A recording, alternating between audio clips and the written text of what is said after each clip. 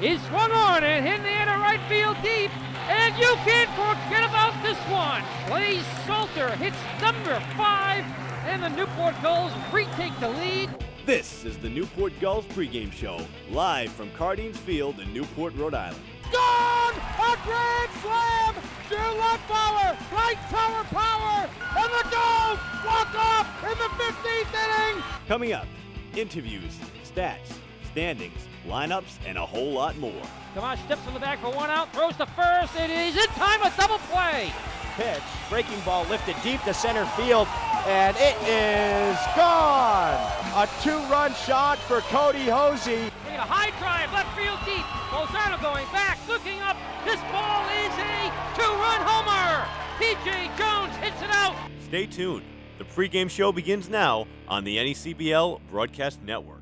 In his first season covering Newport Gulls baseball, here's play-by-play broadcaster Stephen Huff.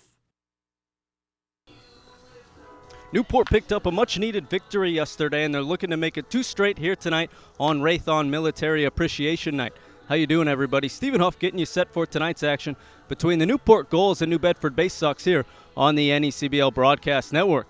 Last time out for the Gulls was yesterday against the second-place Mystic Schooners in a game that went into extra innings. The Gulls tallied 3 hits and took advantage of 2 Mystic Schooners errors in the 10th inning to score 4 runs. In the home half of the 10th, they turned to Dylan Brown to shut down the Schooners, and he did just that en route to the Gulls' 12-9 victory as they inched within just half a game of the second-place Schooners in the Southern Division. Tonight, the Gulls will face off against the New Bedford Bay Sox, who are currently sitting in last place of the Southern Division with a 7-21 record. Last time out for the Bay Sox, they fell to the Ocean State Waves by a score of 9-4. It's the Gulls and Bay Sox right here on the NECBL Broadcast Network. The Gulls pregame show starts right now. Welcome back to the Gulls pregame show. It's time for the Broadcasters Roundtable. Stephen Huff joined alongside the Gulls field reporter Nick Bello and the voice of the New Bedford Bay Sox, Alex Fuse. Now, Nick, I'm going to turn to you first. Of course, the Gulls won in extras last night against Mystic Schooners. Talk a little bit about that game and how special it was for Newport. Yeah, it was a huge game for Newport. I mean, he had a pretty decent pitching performance, and then the fact that the bats really came alive last night was huge for Newport going forward. And then, of course, that puts them just a half game behind Mystic in the standings for second place. It's a 3-team race here in late July for the playoffs. Talk a little bit about how important that win was moving forward. Yeah, definitely. Every win in the Southern Division is huge for Newport moving forward. It brings you a little bit closer to the playoffs, and it's just especially to get a win to a team like Mystic, who you're battling, and you're half game behind them, and you're battling for a playoff spot basically. So that game was huge.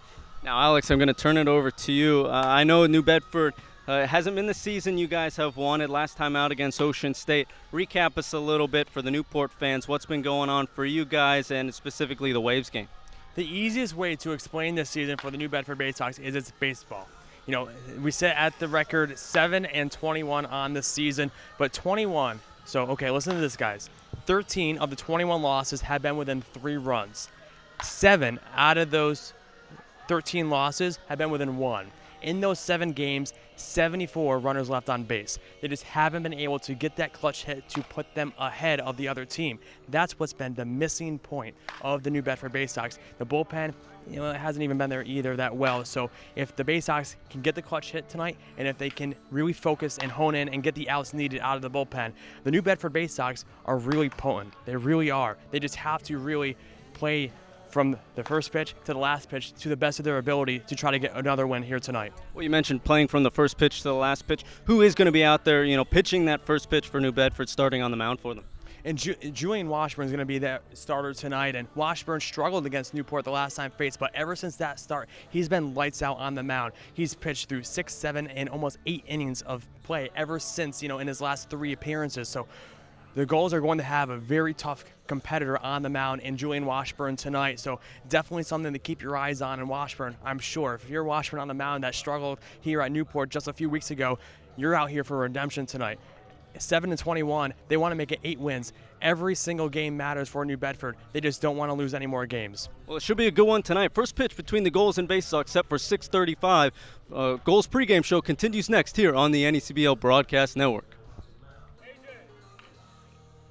Welcome back to the pregame show here on the NECBL Broadcast Network. Nick Bell here with John Smeal for a Gulls Live View. We're going to interview some of our staff members here in Newport. So, John, first question. What is your favorite social media platform? I would have to say probably Twitter. And so what is your position here in Newport? I'm currently the social media coordinator. And so what goes into a good tweet? 'Cause I see you're on Twitter a lot. So what goes into a good tweet? I would say the biggest thing is emotion, especially tweeting for a baseball team, trying to keep people updated. You got to add that emotion. If someone hits a walk-off home run, maybe put it in all caps. Just put that emotion in there. This way, if someone's watching from home, they can see how much emotion is in the field, and they can see how big the moment actually is in person. And so what are some of the challenges you face here in Newport on a daily basis? I would say trying to get things out as fast as possible. Usually as I'm looking down at my phone, tweeting about a play, a next play is happening that I have to tweet about. So it's just staying updated. And while I'm looking down at my phone, reading or tweeting about something, also keeping my ears open if something else happens that I have to tweet about right after. Now, being here in Newport is one step in your career. So what are some of your career goals moving forward?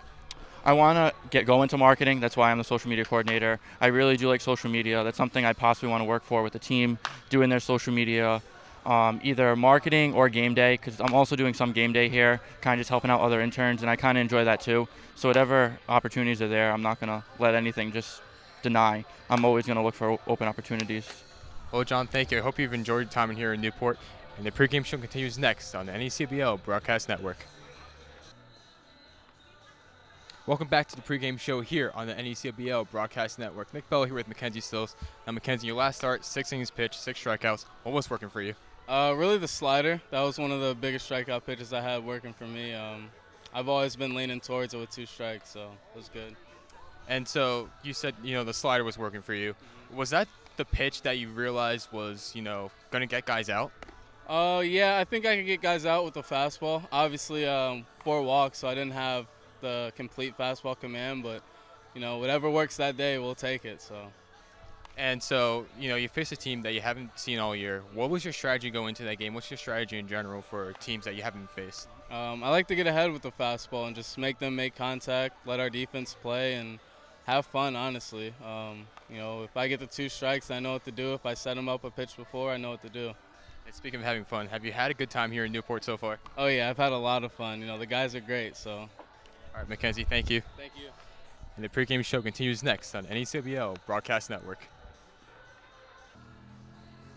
Welcome back to the Gulls pregame show. It's time for the manager show. Stephen Huff joined alongside the Gulls head coach Kevin Winterroad. And coach, obviously the team just got over their long week and a half tough schedule, and now they're back at home. A little bit easier workload for them this week. Talk a little bit about how they just finally got through that somewhat of a gauntlet for them, and how this week's looking a little bit easier. Well, last 10 days have been really a significant grind. Probably one of the tougher weeks that we've had over the course of my career here with all the long trips. But they did a good job, and we got through at 500, and now they get a week where they get to enjoy playing here at home, and as well as some downtime to enjoy the community.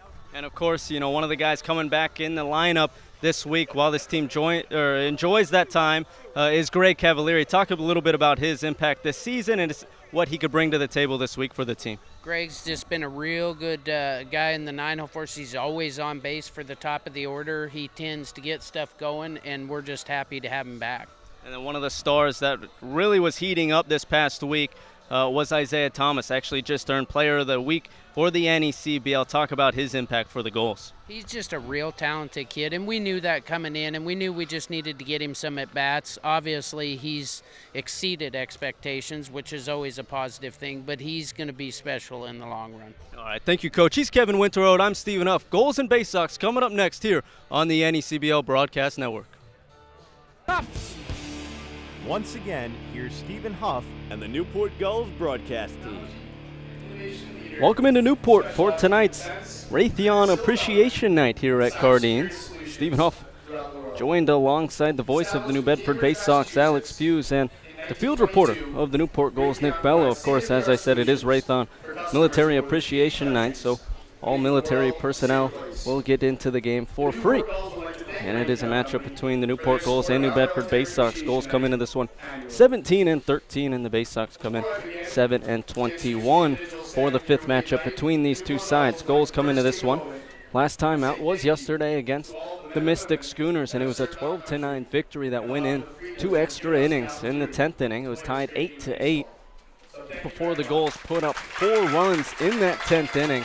They strung together 3 hits in that inning and capitalized off of 2 Mystic Schooners errors to score those 4 runs. And then in the bottom half, they threw out Dylan Brown, who's actually typically a closer, but they trust him in pretty much any situation. Threw him out there. He gave up 1 unearned run, and the Gulls came away with a 12-9 victory for their 17th victory of the year. And now they are just a half game behind the Schooners for the 2nd place in the Southern Division.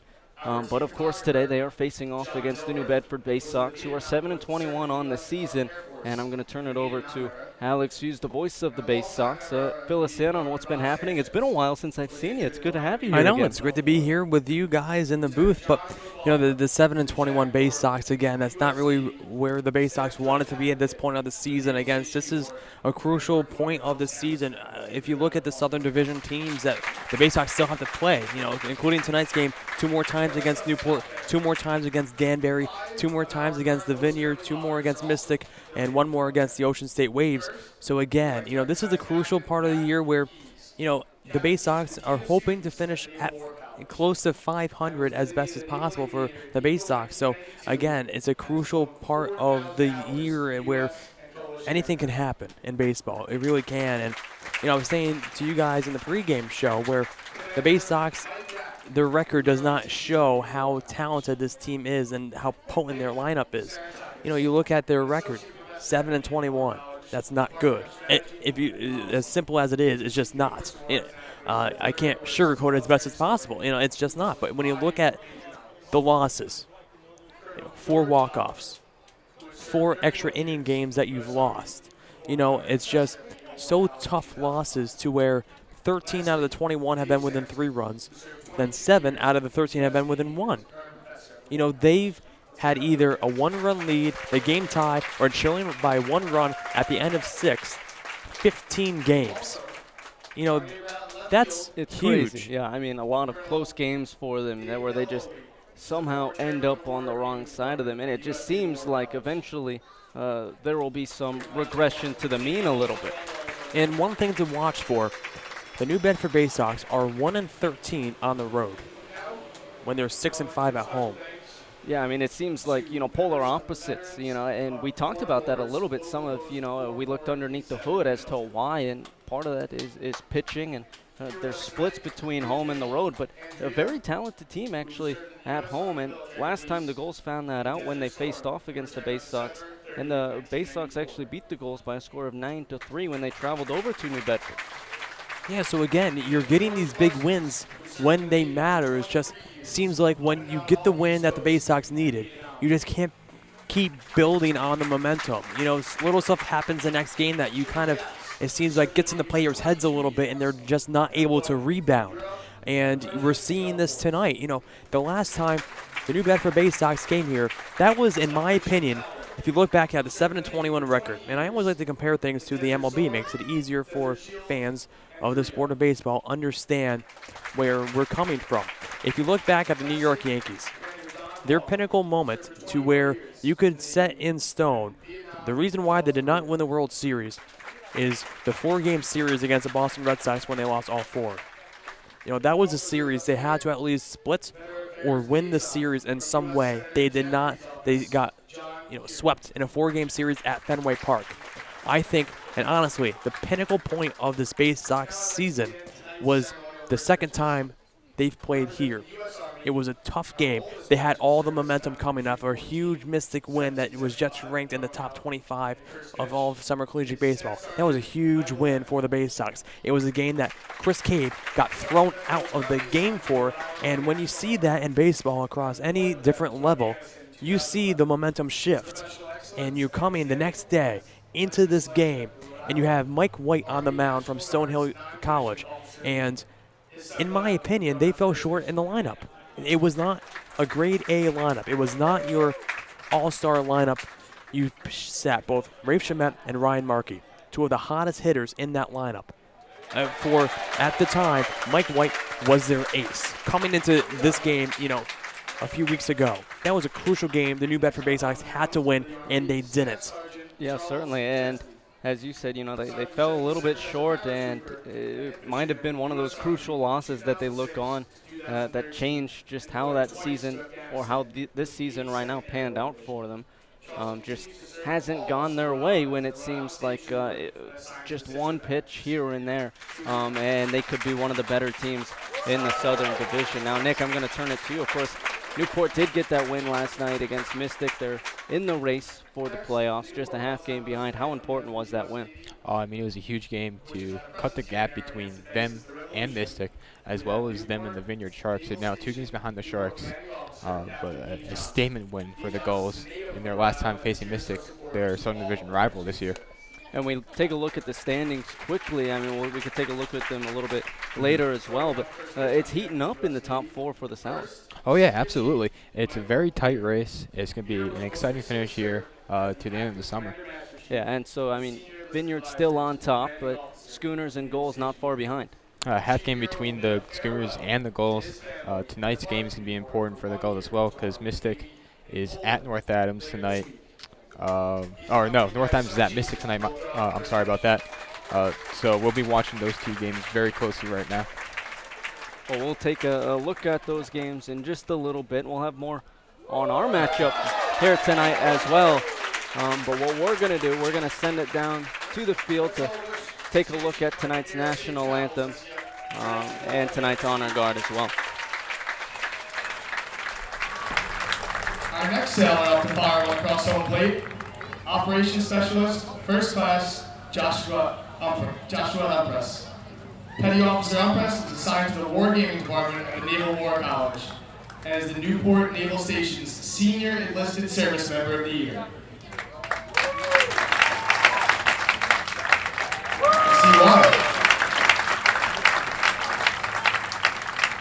Also here with us from the Naval War College is Operations Specialist, Second Class, Nisha Adams, who is their 2018 Junior Enlisted Service Member of the Year. Congratulations, Lisa. Representing the reserve side of the service is Chief Select Carlos Flores. He's here with us tonight from the Navy Operational Support Center and joined the Navy in 2007. He's here with his wife Jennifer and their 3-year-old son Ethan.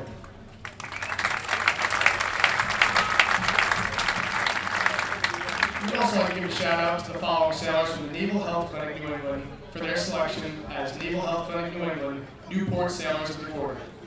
These sailors were selected as top performers amongst their peers for overall commitment and performance during the 3rd quarter of 2019.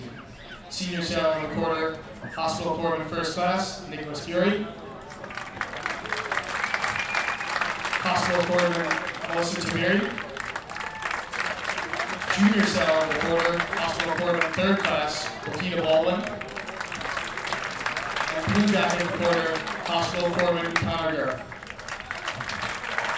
Also representing the Navy is Steve Santino and Keith Webb.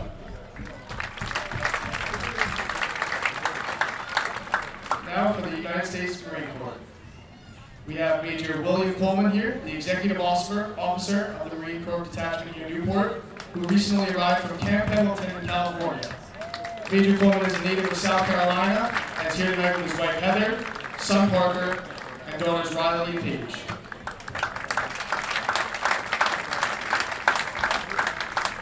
Here with us tonight on behalf of the U.S. Air Force is Staff Sergeant Scott Fortin, a member of the 143rd Airlift Wing, currently serving as a Client System Specialist with the 2nd 82nd Combat Communication Squadron.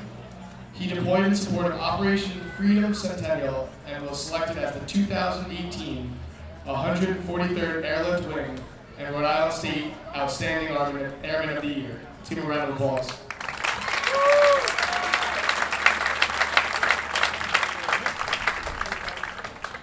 Next, we would like to welcome with us Cadet Alexander Wong and Cadet Phil Rogers of the United States Coast Guard Academy.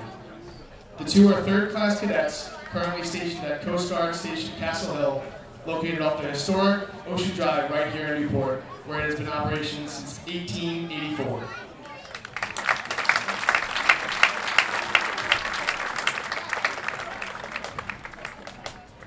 All military men and women, whether they deserve 3 days or 30 years, are veterans when they leave their service. Rhode Island is fortunate to have a strong state of Office of Veterans Affairs looking out for them and organizing dozens of agencies who focus on helping our vets. I'd like to call to the mound now to throw a ceremonial first pitch, Kasim Yarn. He's the director of the Rhode Island Office of Veterans Affairs.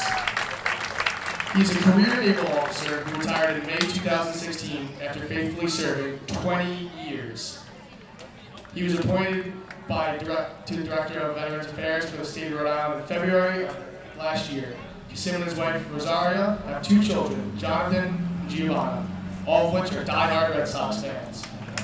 They're not doing too well on the mound, so let's see what you got.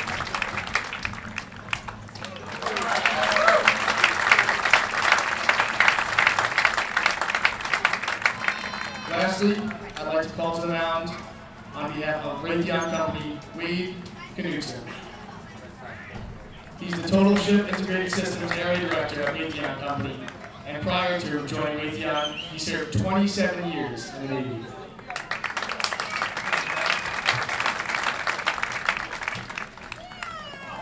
Curveball there. Let's give it up again for all the individuals out here out here on the field today, for everyone who served. And at this time, I'd like you all to please rise and remove your caps as the nation's colors are presented to us tonight by the Rhode Island National Guard.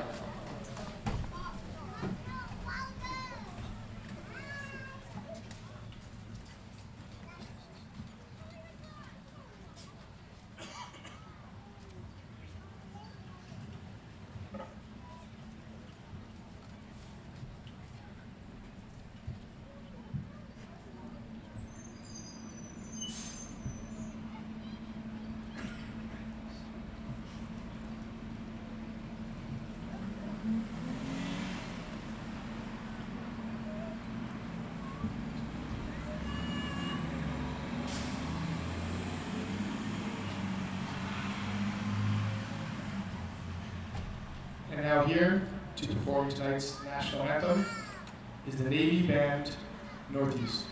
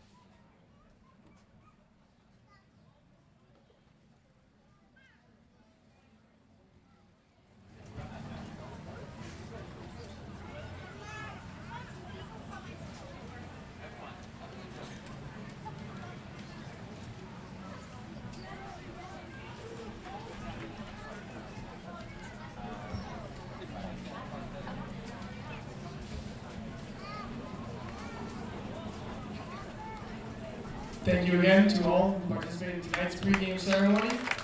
Now let's get ready to play some baseball. Tonight's national anthem was performed by, the Navy Band Northeast, and our honor guard tonight was Rhode Island's National Guard. Stephen Huff joined alongside Alex Fuse, the voice of the New Bedford Bay Sox, and Nick Bello, the field reporter of the Newport Gulls. And Nick, I'm going to send it your way. Recap us on what happened around the NECBL last night and take a look around the league at tonight's action. Thank you, Stephen. A lot of great games last night in NECBL. We'll start first with Upper Valley defeating Winnipesaukee 8-7. Keene then defeated Sanford 7-6. Vermont over Valley 3-2. Danbury losing to North Adams 9-2. And of course your Newport Gulls over Mystic 12-9 in extras last night. And then an upset in the NECBL last night, 4-0 Ocean State over Vineyard. As for tonight, we have a doubleheader that has already started at Sanford at Keene, 8-3 Sanford final for the first game.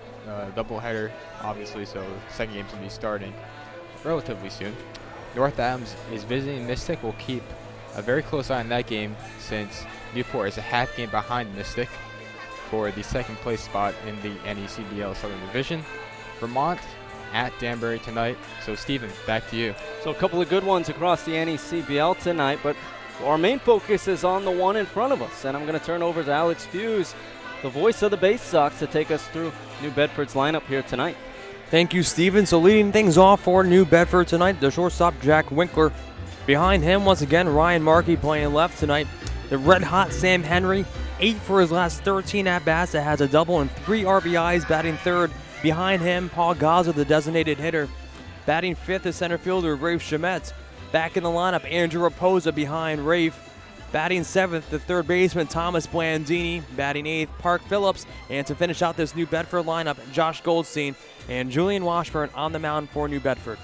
Well, we'll get to Washburn in just a second. Starting on the mound for the Gulls is Justin Cherry out of the URI. He's making his sixth start on the mound for Newport. He's a 5.96 ERA so far on the season. He's pitched 20 2/3 innings, given up 16 runs, 15 of them earned off of 30 hits, 10 walks, and he struck out 18 batters in those 22 2/3 innings pitched. Taking a look at Newport's lineup here tonight, Isaiah Thomas is leading things off out of Vanderbilt. He'll be playing center field. Following him is Joey Bellini, the Cincinnati second baseman tonight. You've seen him play shortstop and third base. He's on the right side of the infield tonight, though, for the Gulls. In the third spot is Brett Bosick, the University of Kansas right fielder. He's shifting from left field to right field. In the cleanup spot is Justin Henry Malloy of Vanderbilt, who'll be playing third base. Batting fifth is Ryan Tours of Villanova, who'll be playing first base. Hayden Jones follows him of Mississippi State, who'll be the designated hitter tonight for the Gulls. Following him is Austin James of Missouri, who'll be playing shortstop. Batting eighth is Peter Ceruto, who'll be handling the duties behind the dish for the Gulls. And rounding out the order is Greg Cavalieri of the University of Rhode Island, who'll be playing left field. And then, of course, who will be facing off against them on the mound? It is Julian Washburn. Fill us in a little bit more about him. And Washburn, 25 innings pitched on the season, gave up 20 hits, 12 runs, 11 earned, 9 walks, and 19 strikeouts. He has an ERA of 3.96, and his last appearance, Stephen, was huge for New Bedford. Last appearance came on, it faced 12 batters, gave up 4 hits, and this is a game where it was crucial for Washburn on the mound. It was against Danbury. Pitching 5 1/3 innings, gave up 3 runs on 2 hits, 4 walks, and 8 strikeouts, and 22 batters faced. He has faced Newport on June 17th. He pitched in 3 2/3, gave up 2 runs, both were earned, 6 hits, 2 walks, 2 strikeouts, and 19 batters faced. So this is, once again, the second time Washburn is going to face this Newport lineup. Well, it should be a good one tonight. Taking a look at the umpires for tonight's matchup, Russ Chapman is behind the plate with Kenneth Theodos in the field alongside Donnie Smith. Now, if we want to look at the weather for first pitch here tonight in Newport, it is a sunny 76 degrees, 70% humidity with a 5-mile-per-hour wind coming out of the southwest. And the real feel is still 76 degrees. So a little bit of humidity in the air. The ball might travel a little bit, but still absolutely gorgeous day for baseball. Feels warmer than 76. Yeah, I would agree. I mean, it's still a little bit muggy in the air. So, Yeah. as we said, with that humidity, the ball might travel a little bit, but taking a look at the defensive alignment for the Gulls going from left to right in the outfield, you have Greg Cavalieri, Isaiah Thomas, and Brett Vosick. Going from left to right in the infield, Malloy, James, Bellini, and Tours. And behind the dish is Peter Ceruto. Of course, as we said, this is the 5th matchup between the Gulls and Bay Sox. Gulls lead the series 3-1, but the last time these two teams met, it was the Bay Sox coming away the victors in a 9-3 victory, and it was an all-around team performance for New Bedford. They were up 9-1 heading into that last inning. The Gulls, Brett Vosick hit a 2-run home run to make the score a little bit nicer on the Newport side of things, but really New Bedford just frankly outplayed them, and a great performance from the Bay Sox. And if you're New Bedford tonight, you're looking from that same performance that you had the last time out against Newport. And it goes back to this, Stephen and Nick. 1-13 on the road. The one win came against the Ocean State Waves, which in theory, in my opinion, is not an away game. That's 40 minutes from New Bedford, Massachusetts. Right. When you have a doubleheader in Danbury, Connecticut, a doubleheader in Upper Valley, Vermont. First pitch from Cherry's going to be popped up behind the plate to Jack Winkler, 0-1. You're on a bus. Those two trips, almost 10 hours combined both ways. One trip, Danbury, Connecticut, is about 4.5 the first time, and then about, 3.5 on the way back. Now this 0-1 from Cherry. Fastball up, Winkler swinging through it, 0-2. And the same thing for Upper Valley. You have two games, they both got swept in two doubleheaders that were both crucial at the time that they had them. That kills momentum. Now this one's going to be flown into left. Cavalieri's going back. He's looking up, and that one's going to be off the base of the wall, and it's going to kick back past Cavalieri, and up with a stand-up double to lead things off for New Bedford is Jack Winkler. Winkler now 8 for his last 25 at-bats. So, again, that's his second double, 2 triples and 3 RBIs. Something to watch for, Steven, is he's not afraid to steal bases, and especially on second base. He has 13 on the season and 7 of them in the last week. Yeah, and he had 9 stolen bases for the University of San Francisco this spring. So, as you said, he had it in the spring, has it this summer, and he's been hot recently with it. Now this first pitch, fastball at the upper half to Ryan Markey, 0-1. Righty on righty matchup for Cherry on the mound. Fastball straight change, slider pitcher. It's funny because Winkler and Markey are living together this summer. That 0-1 pitch misses up, 1-1. They're living together with the host family, and Winkler wasn't on the team to start the season, and when the Bay Sox picked him up, he didn't really have a host family, but again, Winkler and Markey were both on the Bay Sox last summer, and Markey gave up the bed, and he's been sleeping on the couch because he gave Winkler his bed. Talk about a good friend. It's now that 1-1 slider catching the outer half, 1-2. Someday I hope I have a friend that would give up the bed and give me the bed and sleep on the couch. Unbelievable. A whole summer. Now Cherry on the 1-2 looking over at second. Another slider, this one missing outside, 2-2. Well, I tell you what, if you stayed here in Newport, I'd give you my bed. Oh, thank you. Yeah. Appreciate it. I think you're lying on that one, Steven. Oh, you can't call me on it because, he's not here in Newport. It's good to know you have a lot of faith in me, though, Nick.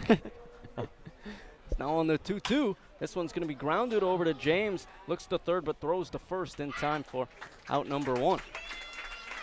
Again, it's an out at the end of the day, but a productive one. New Bedford, coming into last week of play, guys, had 1 sacrifice fly on the season. Sacrifice flies in baseball is completely underrated. Josh Goldstein had 2 of them in 1 week, and now 3 this season. So now New Bedford getting back up into the sacrifice flies in the league, but those are the type of outs. Now you have a runner 90 feet away with just 1 out. Yeah, and that's how you produce. Just chip away at some games and produce some runs and some leads. As that first pitch from Cherry misses low for ball 1. And you talk about, those tough small games that they lost, and that's how it happens. Just not having those productive outs, and that's how you can come away losing in those games. Is that 1-0 changeup swung on and missed, 1-1. Cherry needs to be careful with Henry right here, especially go ahead and run just 90 feet away in just the first. Now this 1-1 fastball going to be chopped at Although the plate. Got a piece of the home plate umpire's fingers. And you see him grasping those fingers now. Looks to be okay, though. But Henry, 8 for his last 13 at-bats, a double and 3 RBIs. And that's coming from his debut in the 3-hole. You know, he's been pretty much the whole entire season batting either in the 5th, 6th, or 7th hole. And now, ever since stepping into that 3-hole, he's been unstoppable. You see him here with an open stance, righty on lefty matchup. Pitch misses up and away, count now even at 2. And with that hot streak that he's riding, he now leads the team in hits. Hitting .341 on the season as this pitch is going to be swung on and missed. Another nice changeup there from Cherry. First strikeout of the day for him on the mound. Second out here in the top half of the first. A big first strikeout to really just put yourself ahead now. Now you have 2 outs to where a fly ball doesn't, give up any runs. That's a crucial pinnacle point of the game. You got your 2 outs. It's that first pitch to Gazzo in there for strike 1.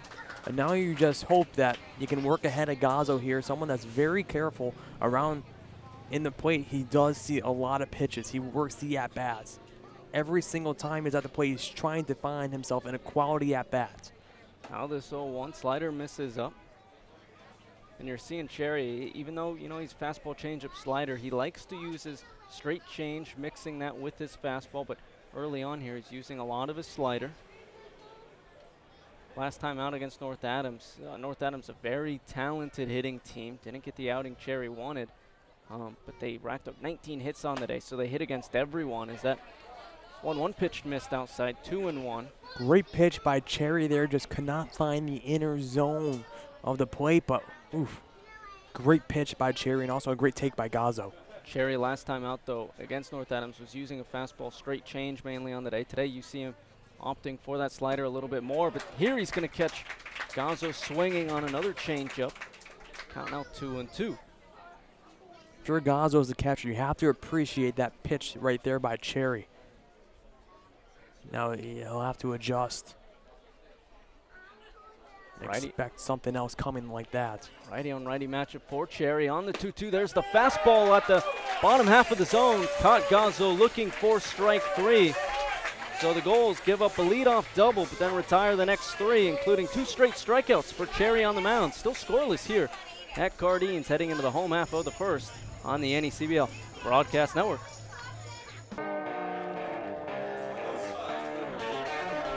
It's the bottom of the first. 0-0 here at Cardines.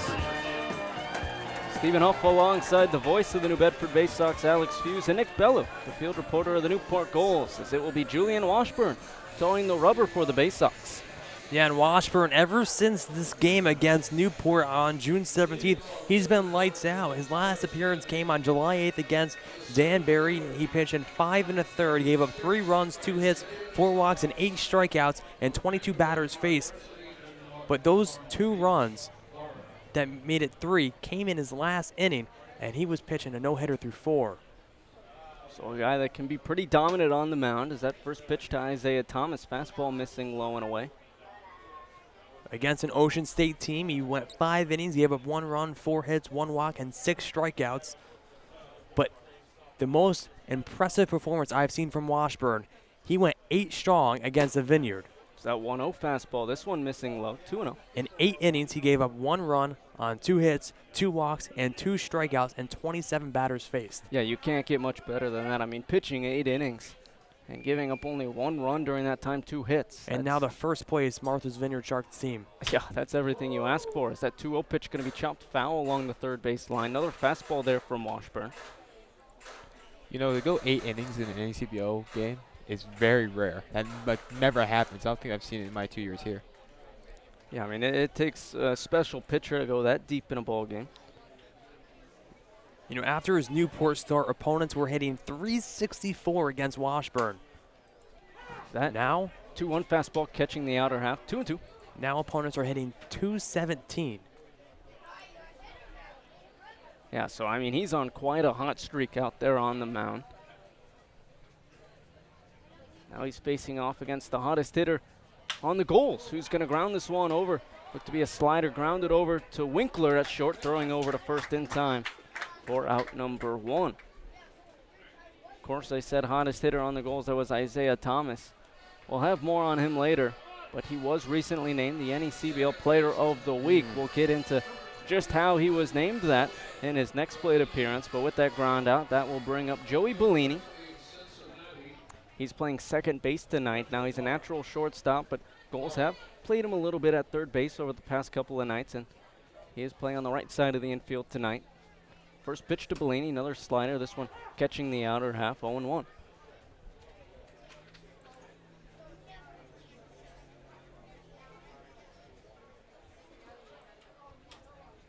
Another righty-on-righty matchup for Washburn. Another slider, this one missing low, just barely, 1-1.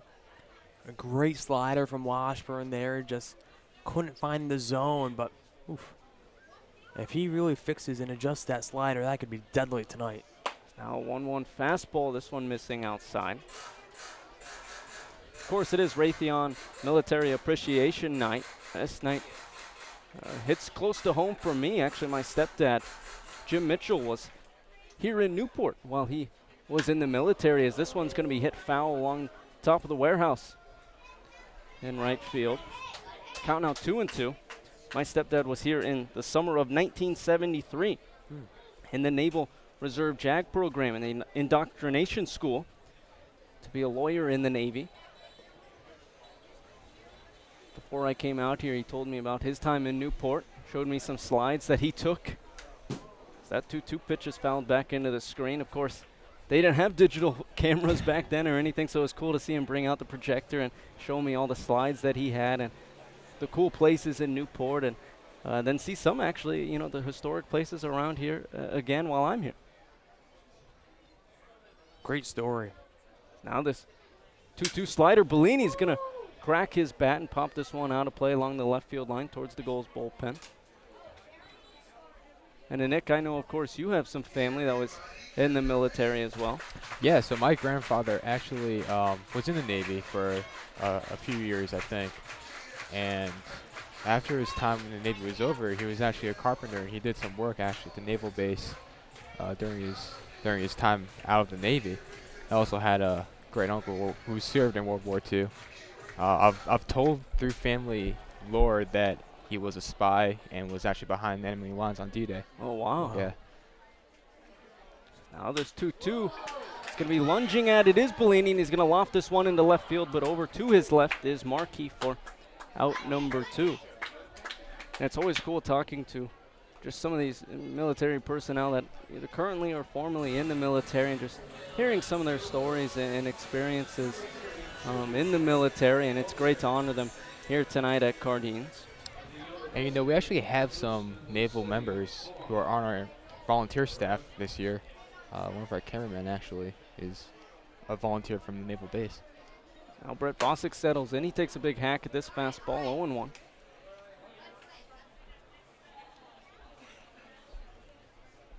Of course, there are plenty of old forts here in Newport that you and I have actually visited, Nick, as that 0-1 fastball missing low, count now even at 1, and then of course the naval base is still here in Newport.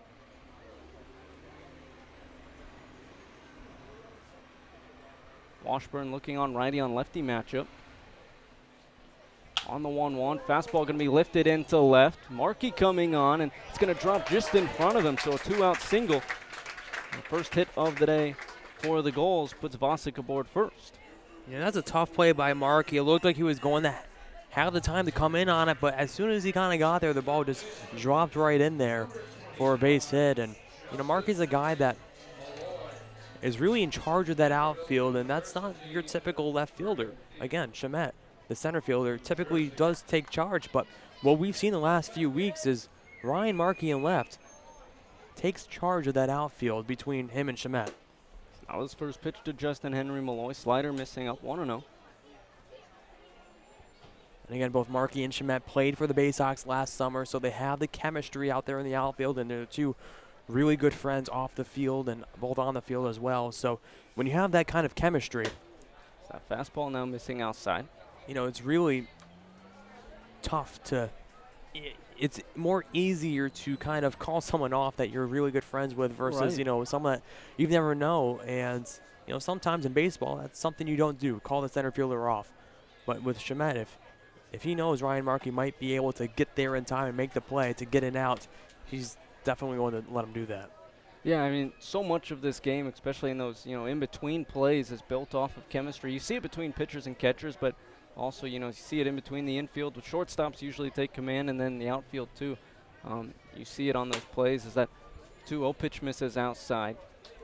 And that chemistry is such a huge part of that team. And you think that Marquette and Shamet, guys that have been around each other so much, that's a huge benefit for them being out there in the outfield together.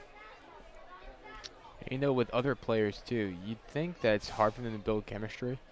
Now this 3-0 pitch Malloy is taking. Fastball over the heart of the plate for strike one. Since they're here for so little time and they want to play with each other for like a little bit of time, but these guys spend a lot of time with each other, so it's actually kind of easier to build that chemistry. Well, I think that's what an advantage. Some teams like New Bedford, when they're building their teams, this 3-1 is going to be hit by Malloy into the left center gap, and that one's going to be off the top of the wall. Rounding second, heading for third is Vosick. They're going to send him home. The throw to the plate is going to be on time, and he's going to be out at the plate for out number 3. So that will end things here in the first.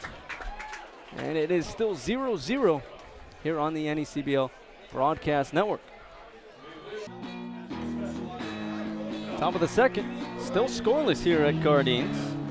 Stephen Uffo alongside the voice of the New Bedford Bay Sox, Alex Fuse, and Nick Bello, the field reporter of the Newport Gulls, as it will be 5, 6, 7 hitters due up for the Bay Sox, facing off against Justin Cherry for the Gulls.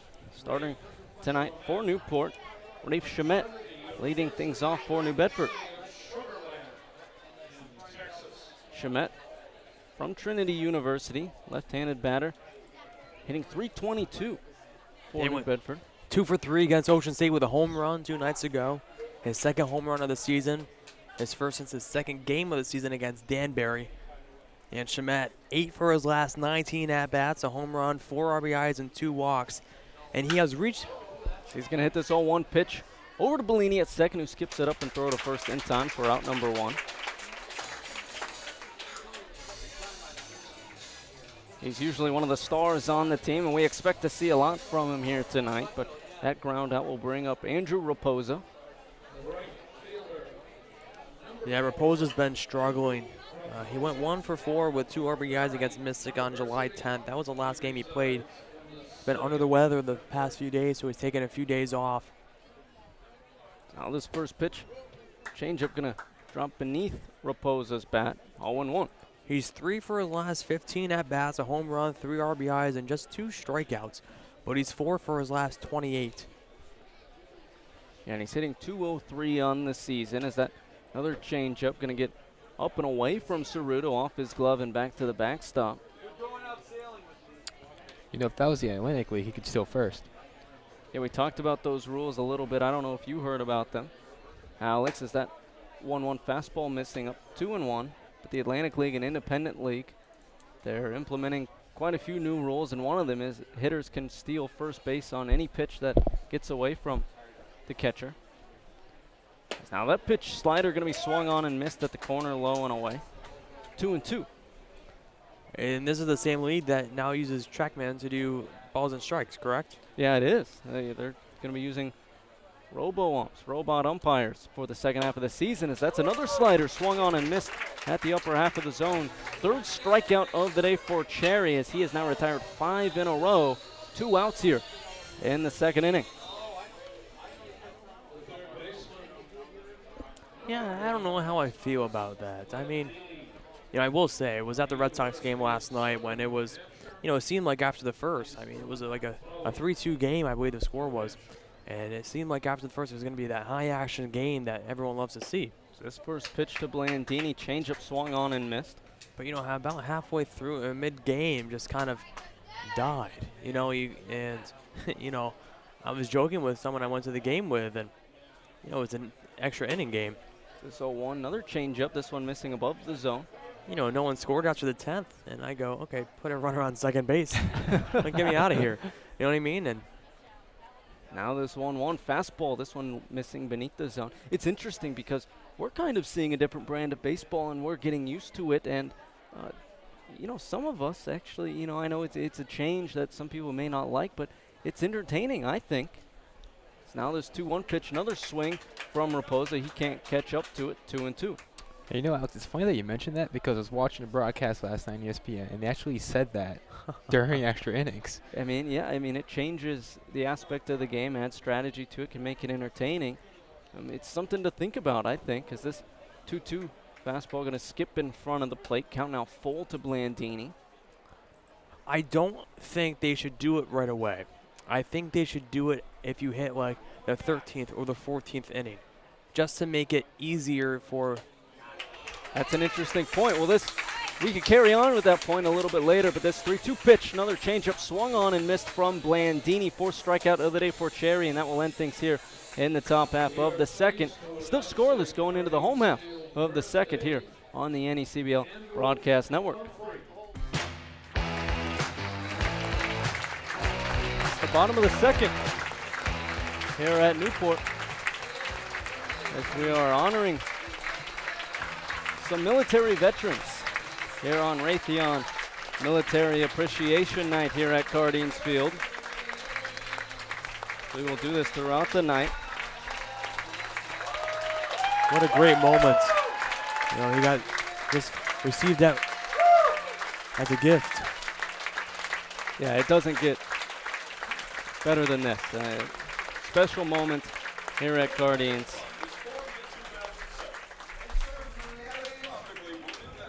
Taking a look at the lineup for Newport.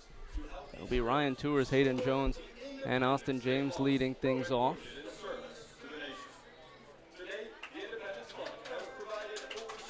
And it seems like we will be doing that a couple times tonight, and as we were saying, it just you can't get more special moments than that.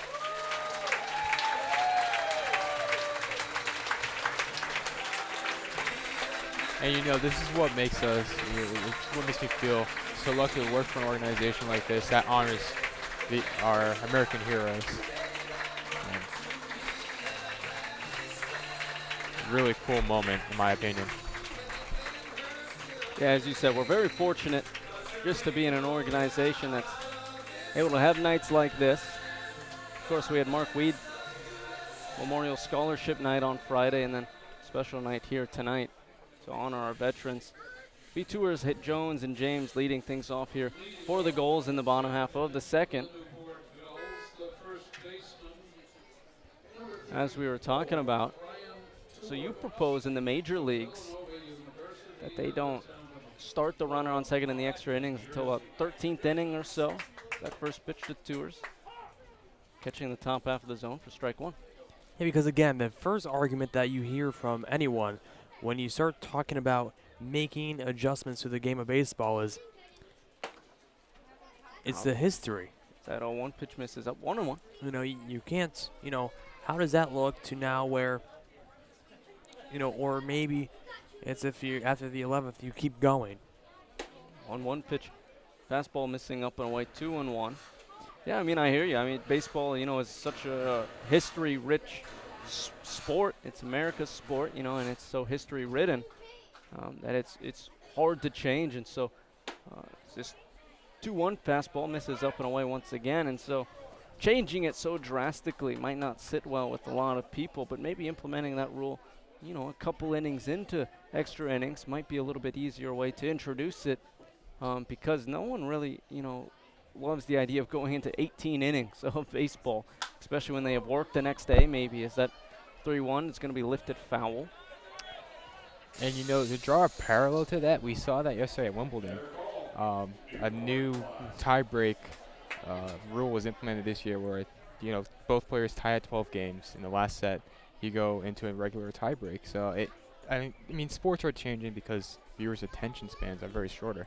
Now this full count pitch, it's going to be lifted into right, and it's going to land in front of Raposa. So carrying his hot streak into today is Ryan Tours. He's a guy that's been hitting .455 in his last 3 games for the Gulls, and he starts off today with a single to lead off things here in the second.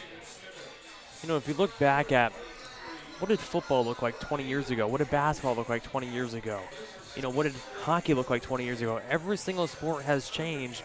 But then you look at baseball, and besides the basics of the ends of the game, just more home runs, more strikeouts, less walks, other than that, there really has been no change drastically at the major league level. Now, Hayden Jones is going to line this one. It's going to find its way all the way to the wall in center. It's going to carry him off the wall to the right, and they're going to hold Tours up at third. And so now runners in scoring position for the Gulls. And they're being a little bit conservative on the base pass now, and that's probably coming back from the first inning. Justin Henry Malloy hit a double, and they sent Vosick home, and he was thrown out at home. Obviously on the relay throw from Winkler, and he was on the relay here, and so they don't want to test him again. And with no outs, they are going to keep the runners in scoring position for Austin James. You know, one thing that should be noted, that's a 4th consecutive hit for Newport without Washburn getting an out. Besides, you know, the end of the inning came from a 7-6-2 play started by Ryan Markey and left. 4 consecutive hits, including a pair of doubles in that time. As this first pitch to James, he's out in front, he's fouling it off down the third base line. Yeah, I mean, baseball hasn't changed that much. I mean, more home runs, more walks, more strikeouts, and more defensive shifting. I mean, more sabermetrics approach from it, but I think that was almost inevitable. There's now Washburn on the 0-1, slider missing low and away. You know, in my opinion, I don't think baseball really needs to change that much as it is. I personally enjoy the game the way it's been played for years, and I'm pretty sure we can all agree we kind of enjoy the game the same way. Well, and you see the reason why the MLB is doing what they're doing about the baseballs, the idea of speeding up the game. Now this 1-1 to James, fastball missing low. Is they're not trying to appeal themselves to baseball fans. They're trying to grow. They're trying to market to non-baseball fans. You know, that's the whole idea of this. You know, they have us hooked or fooled, and now we need to get the non-baseball fans to watch the game. And I think that's, you know, an important note, because I don't think, you know, a lot of people are going to turn away because there's a runner on second in extra innings. As this 2-1 fastball swung at and missed from James, 2-2. Even though it's a hard thing to switch to, for a lot of traditionalists, they're not actually going to turn the game off because there's a runner starting on second in the 11th inning or what have you. But it might help some fans actually pay attention to the game that weren't watching before. You know, seeing that extra bit of entertainment might entice some new viewers. Now this 2-2 James is going to swing at, but lift foul. We'll go again. You know, we see it all the time. The first time in, you know, all of baseball. You know, look at the home run derby. You know, they've changed the rules the past couple of seasons, you know, back to now where fans are interested in see how the home run derby has changed over the years. Fans are interested in, you know, this is kind of extreme, but it goes back to, you know, the tiebreaker in the Wimbledon, you know. So this 2-2 slider dropping beneath the zone. Count now full to James. Could we see possibly we get to the 14th or 15th and you send up a guy that you think can have a home run derby to win the game? You know, you get 3 pitches, you know, and that's how it's almost like a shootout in hockey. Right. I mean, they do that in the Futures League in summer ball. They did that for an exhibition game for the Portland Pickles out in the West Coast League. As that pitch misses low and away to Austin James. First walk of the day for Washburn on the mound. That will load the bases for the Gulls. You know, and I'm surprised we have not seen, again, this is Washburn has not retired a batter himself. No pitching, no meeting on the mound. No meeting on the mound. You know, this is now the 6th at-bat. And out of the last 7 games, an opposing team going against the Bay Sox, 6 out of those 7 times has sent up 9 batters in an inning. He's now facing Peter Ceruto. First pitch fastball missing outside, 1-0. And in all those 6 games that they've sent 9 batters up, they've lost all of them. I didn't catch it. I don't think there's much action in the New Bedford bullpen. There's someone standing up, but no actual pitcher throwing. Now that 1-0, catching the outer half, 1-1. And they're facing Peter Ceruto, who's hitting 263, and this is a guy that was hitting 180 on June 22nd. So just a little under a month, and he's upped his average quite a bit. So a guy that's been heating up recently for the Gulls and earned himself some playing time. Still, nobody out in this inning. Now the 1-1. Pitch is going to be flown into center. Shamet going back. Looks like he's going to be underneath it, and he is. Tours is tagging from third, and Jones from second over to third, as that was going to score a run for the Gulls as they take an early 1-0 lead. How about those sac flies? The most underrated thing in all of baseball. And now scores a run, and now you take a 1-0 lead here in the bottom of the second. And that's what we topped the broadcast off with, was talking about those productive outs, including sacrifice flies. You saw it with New Bedford in the top half of the first when Winkler started off the game with a double, and then on a ground out from Markey, he moved over to third, but then the Bay Sox couldn't get him over anymore to score off productive outs, but the Gulls are able to do it here in the second as Greg Cavalieri chops this one down the line at first, and foul 0-1. This is Cavalieri's first game back in 9 games. He was dealing with a little bit of an injury, but he is now healthy and ready to be back in the Newport lineup, and he was one of the best players for Newport on the season. So Kevin Winterroad is happy to have him back in the lineup. He's batting 9th today for the Gulls as he swings and misses at this changeup from Washburn, 0-2. Of course, Cavalieri's switched between hitting in the 9-hole and then at the top of the lineup too. But today he's acting as a table setter for the top of the lineup. Now the 0-2 fastball. He's going to drive into left field. Marquis is going back, but he's underneath it for out number 2. Jones is tagging from third, and there's not going to be a play at the plate. So the Gulls take an early 2-0 lead. And just like that, it's 2 sacrifice flies in a row for Newport, just what we were talking about, and that gives them that early 2-0 lead over New Bedford. You know, first, to get the ball out of the infield, and then both of those 2 balls were hit very well. You know, they just got, right back at them. That throw over to first, not in time. Sliding back is Austin James. And if you think about it, Stephen, if you remove the last week of play for New Bedford, and that just 2 batters, Newport has more sacrifice flies than the Bay Sox did in over 23 games. Right, I mean, and that, like we talked about, that could be the difference in those games that the Bay Sox were struggling in. 7 out of 13 losses, all within 1 run. Now that first pitch to Thomas, caught the bottom edge of the zone, but the 0-1 pitch is going to get away from Phillips behind the plate, and moving up to second on the play is Austin James. A great read. Almost as soon as it hit the dirt, he was off. And that's been something the Gulls have been working on. They've had their fair share of mistakes on the base pass this season, but yesterday you saw a change in that mentality. You saw Brett Bosick score from third, a critical score in the 8th inning to tie it up in Mystic, and then later scored on a pass ball in the 10th. That gave the Gulls the lead at that point. Now that fastball misses low. 2-1. Someone wasn't happy with that call. Must have been a Bay Sox fan.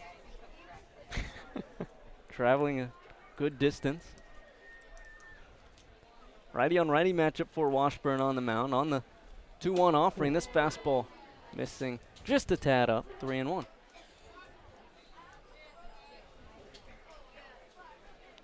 Thomas, as we mentioned, was named the NECBL Player of the Week this past week. He led the Gulls and was tied for the league lead with 14 hits on the week, batting .467 since last Monday. Is that good? I don't know. It's not too shabby. He was among the league leaders with 9 runs scored, 4 doubles, and 3 home runs. So now this 3-1, he's going to blast into left field. Marquis over to his left, but he's there for out number 3. But the Gulls do score 2 off of 2 hits and a walk as they leave 1 stranded. Heading into the 3rd, Newport leads 2-0 here on the NECBL Broadcast Network.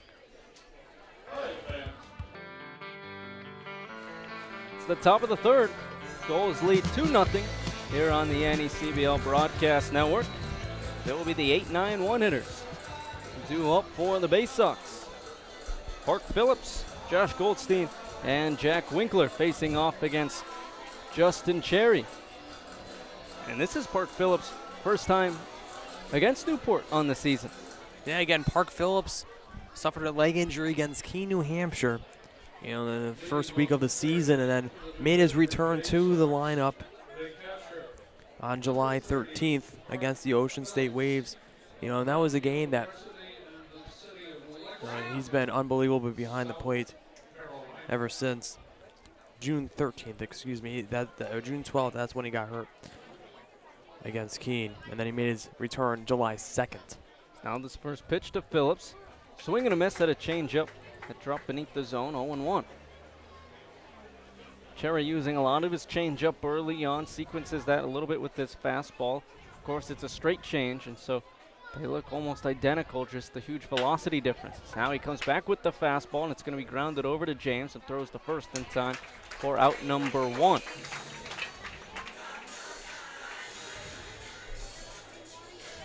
With that ground out, that is now 7 in a row that Cherry has retired, and across that time, that includes 4 strikeouts. Yeah, ever after that Winkler double that we saw in the first, he's been lights out. And typically when you see a leadoff hit, that's kind of when things get, some red flags pop up. Now this first pitch to Goldstein, fastball missing up. It's impressive to see such a young pitcher too, give up that leadoff double and then come back, strike out four batters, and not give up another hit. Now this 1-0, that's the changeup on the outer half, and it's going to be popped up into right. 3 guys going for it for the Gulls, and Brett Vosick is going to call everyone off for out number 2. So 2 quick outs for Cherry on the mound. Now the lineup flips over, and I think this is where he's going to be tested. Obviously, not only are you seeing guys for a second time, but it's Jack Winkler who doubled off you. The only hit of the day, but it was a big double for the Bay Sox, all the way over the head of Cavalieri and left into the wall. He will face off against him for the second time here today. First pitch from Cherry, fastball over the heart of the plate for strike 1. So now you're seeing the Gulls outfield shade a little bit to the left, as this one's going to be popped up out of play behind the screen.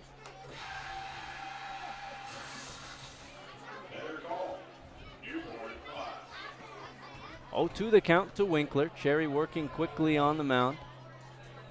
Out of the windup. The 0-2 offering going to be grounded past James there. Past Malloy at third and out of the glove. Have James at shortstop, but it would have been a tough play for him. They're going to rule that one a single for Winkler. So he's the only one that can get a hit off of Cherry, and has 2 of them with that 2-out single. Yeah, when you get a ball over to James, and especially how deep that ball was hit, and it was going to be a tough play, and especially, Winkler, 13 stolen bases on the season, and it's going to be a tough play. But now, keep your eye on Winkler here. He's been very keen to just go, not even, one pitch hit, just right away. Cherry on the first pitch. Fastball catching the upper half, 0-1 to Markey. High strike call. A little delayed too, in my opinion. Cherry looking on. Winkler on first. It's going to be grounded over to James as Shorty picks it up and tosses to second for out number 3. So no run score for the Bay Sox here in the top of the third off of 1 hit. And no errors as they leave one stranded. Heading into the bottom of the third. Still 2-0 Gulls here on the NECBL Broadcast Network. 2-3-4 hitters. 2 up for Newport here in the bottom of the third. Whoa. They lead 2-0. Stephen Huff alongside Alex Fuse, the voice of the New Bedford Bay Sox, and Nick Bello, field reporter of the Newport Gulls. And Alex, you finally saw some of his air guitar skills. Those are good. Been on display all season. I practice every single day. Stephen gets to see me practice every day. He's not lying. He really does. So it'll be Joey Bellini leading things off for Newport. Oh, man. Washburn out there for his 3rd inning of work. Righty on righty matchup. First pitch, slider missing on the outer half, or 1-0. Yeah, and that slider has been kind of off point for Washburn from the start, and if he can kind of make the adjustments needed going forward, and It's that 1-0 fastball. This one missing low. it seems like his command wants to be there and he wants to be there, but his pitches are just missing. In the game of inches as it already is, those pitches, just missing. I think you bring up a good point. This one's going to be blasted into center field. Shamet over to his left, but he's there to retire Bellini. Stephen, and when Washburn had the struggles going, really from the first and trickled into the second, and there was that time when there was 5 consecutive hits off Washburn and no mound visit, is because you get 2 a game, and then you automatically after the first one, then the next time you come out, you have to pull them. And now this first pitch to Vosick misses low and inside. New Bedford has 14 games in 13 days. Yeah, I mean, talk about a gauntlet of a schedule there. Now Washburn righty on lefty matchup. Another 1-0 pitch. This one skipping low and inside. So if you're manager Chris Cabe and pitching coach Rudy Bogar, you're hoping that you can get some distance from Washburn. Yeah, because your arms are running thin in the bullpen. Yeah, I mean, Jake Rockefeller is probable for tomorrow. And it's that 2-0 pitch. Big swing and a miss at a fastball up above the zone, 2-1. And this is the 4th bullpen arm that we've seen in the last week that has always come out of relief that's now starting the game. And Rockefeller just one of 2 lefties in the pen for New Bedford. That 2-1 going to be off speed, and Vosick's going to pull it down the line. He was out in front. So then when you pull Rockefeller out of that bullpen, you leave just one lefty, Jason Batone, that has thrown 3 innings this whole season, and all 3 against the Sharks, in games that have been at a wide margin. So, well, I think you also bring up a good point about Washburn as this one's fouled off. 2-2, the count remains. He's been falling behind in some counts, but it's not like his command isn't there. The spots that he's missing is just by 1/8 of inches. I mean, he is working just around the zone and just not getting some of the calls here tonight, but it's not like he's missing by a whole lot. As that 2-2 pitch just misses just barely, up and on the outer half. Count now full to Vosick. Yeah, and Washburn 54 pitches here in the 3rd, and now the payoff pitch. Another pitch that just drops to catch the upper half, and Vosick thought he had a walk there, but getting the call is Washburn. That's his first strikeout of the day, 2nd out here in the bottom of the 3rd. Yeah, and Washburn's last start came against Danbury. He had 8 strikeouts in that game, and now it's just his first in the 3rd. So, you know he has the stuff. It's just some days, you just don't get the calls, and his stuff is just missing, as we said. I mean, it's just so close. Yeah, and I don't blame the umpire because I do think that the pitches are missing off the plate just by, a few even centimeters that it is. Now that first slider, that one catching the outer half. He seems to getting back into that rhythm now. Getting the first 2 outs, a fly out, then a strikeout looking.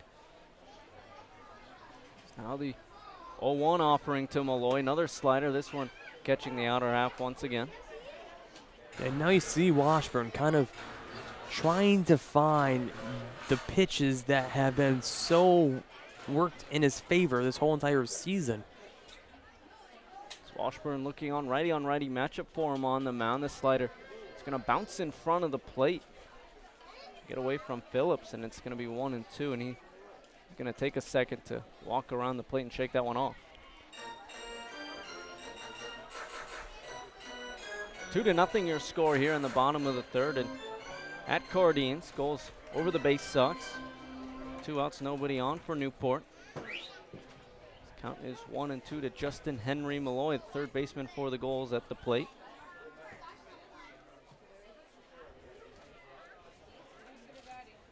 Now the 1-2. Another slider that Malloy is in front of, but he barreled that one up just a little bit out front and pulled it foul. Wow.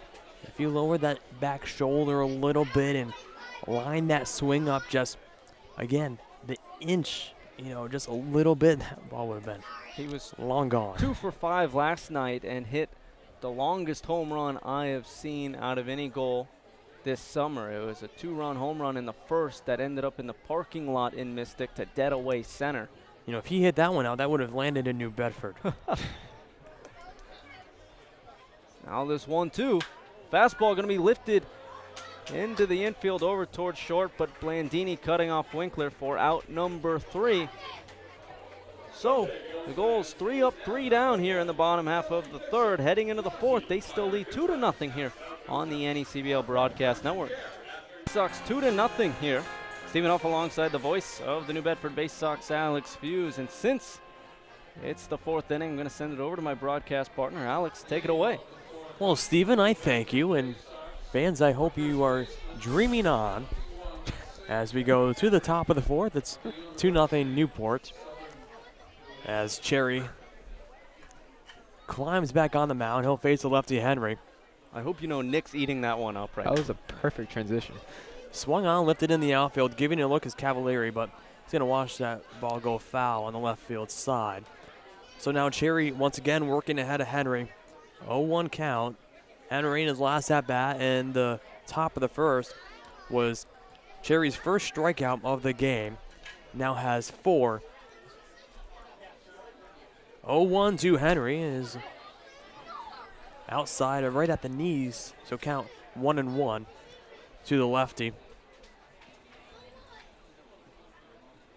Henry 8 for his last 14 at-bats. Got a piece of it. Count 1-2. Yeah, and you're seeing Cherry work a little bit up in the zone in this at-bat. I want to be surprised to see him, setting something up here to go a little bit lower now. I mean, we've seen him work lower in the zone this whole game so far. 1-2 pitch in the dirt, even before home plate. Now count 2-2. So he tried to go lower, missed his spot a little bit, counting out 2-2. That one was a fastball. He likes to come change a lot of times after that fastball. 2-2 to Henry is grounded. A weak ground ball right to in the infield. Throw down to first is going to be in time. So a great job by Ceruto, really keeping the eye on the ball and making sure that he stayed in front of it and was able to field it and get the play down to first. Yeah, exactly. Cherry had that changeup coming in, and Henry was out in front, and that's why it was off the end of the bat. Ceruto, quick like a cat out there behind the plate, able to jump on it, get it before it was out in front of the plate a little bit too far, able to throw it down to first and retire Henry for out number 1. So here's the designated hitter, Paul Gazzo. He struck out looking in the first. First pitch is fouled back, so count 0-1 to Gazzo. Gazzo has a twin brother, was just drafted this past season, was a shortstop at Tulane University, and his father, Mario Gazzo, played for 4 major league teams. So it's in his blood. I mean, in his this blood. guy's destined to be something in the world of baseball. 0-1 Gazzo is looked at for a ball, so count 1-1 to the designated hitter. Gazzo splitting time behind the plate with Phillips and Buck.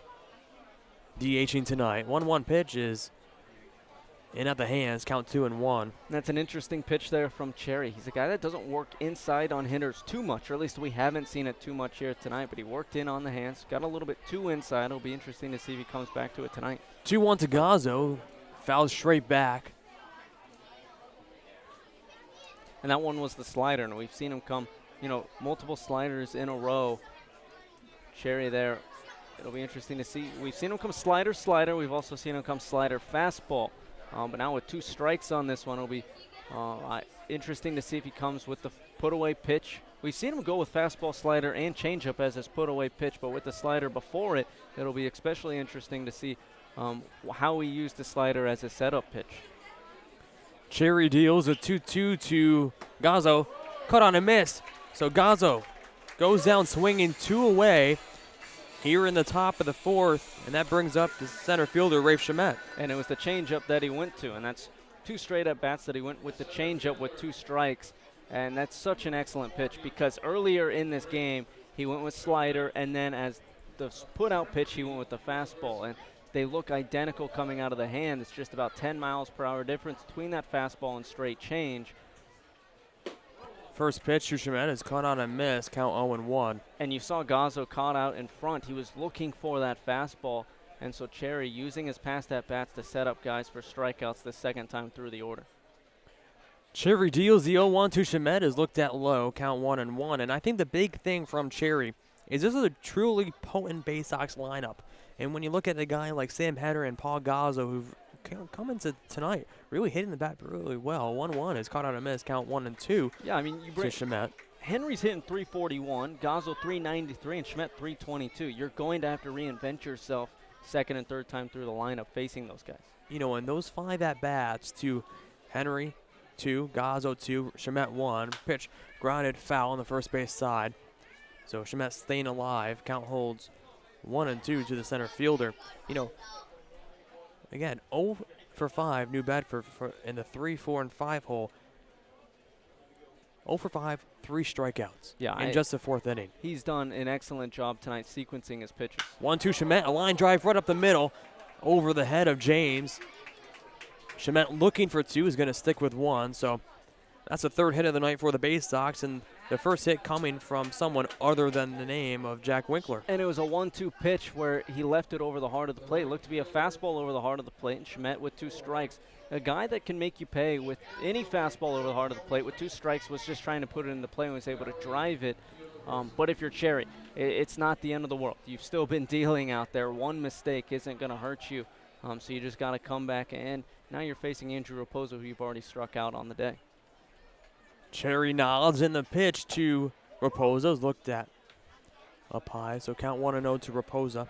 And after that base hit from Shemet, he's now reached base safely 23 out of 25 games and 21 out of 25 games with at least 1 hit.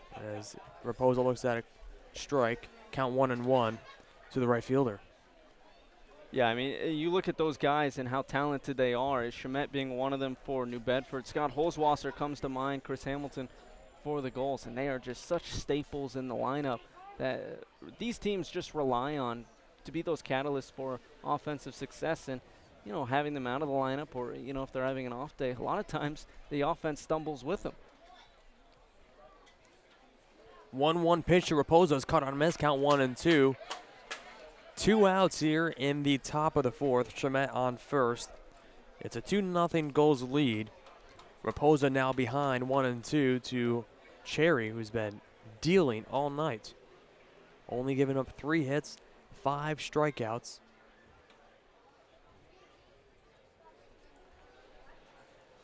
Cherry looking on, and the pitch is caught on a miss. Raposo goes down swinging to end the inning on the 6th strikeout of the night from Cherry. So after 3.5 of play here at Cardinals Field, score still 2-0 Gulls here on the NECBL Broadcasting Network, powered by Stretch. Go back to Cardinals Field. Alex Hughes alongside the voice of the Newport Gulls, Stephen Hoff, and the field reporter, Nick Bello, for the Gulls. As we go to the bottom of the 4th, score still 2-0 in the Gulls' favor, and that brings up Ryan Tours, the first baseman. He's singled to right field, and his first at-bat back in the 2nd, and he scored on a sacrifice fly from Greg Cavalieri. Washburn still on the mound, and he deals a first pitch strike called to Tours. Yeah, and as we mentioned, Tours just one of those bats heating up for Newport, hitting .455 over his last 3 games, and then had a single his first plate appearance. 0-1, missed low, count 1-1. And what we've seen from Washburn since really the 5th consecutive hit, often without a true out, I would say, is, the best players, as the 1-2 is swung on, a grounded foul on the first base side, is, the best players in baseball are the ones that are able to make huge adjustments in the middle of a game. Yeah, and not only that, but guys that can just mentally stick through games during some tough times, and Washburn has done both of those things and really starting to settle into a groove here. Washburn deals the 0-1, a deep fly in center. Shemet looking at it, as he'll be there to get a fly out by Tours, and that ball looked like it was. Tours smoked that ball, and Shemet was able to settle underneath it, but that's just another example of Tours heating up because he barreled that one up. Yesterday in Mystic, he was able to smoke one to dead away center that nearly left the park like Malloy's home run did. Smoked it all the way to the wall in dead away center. Another double for him, but just a guy with so much power and potential at the plate.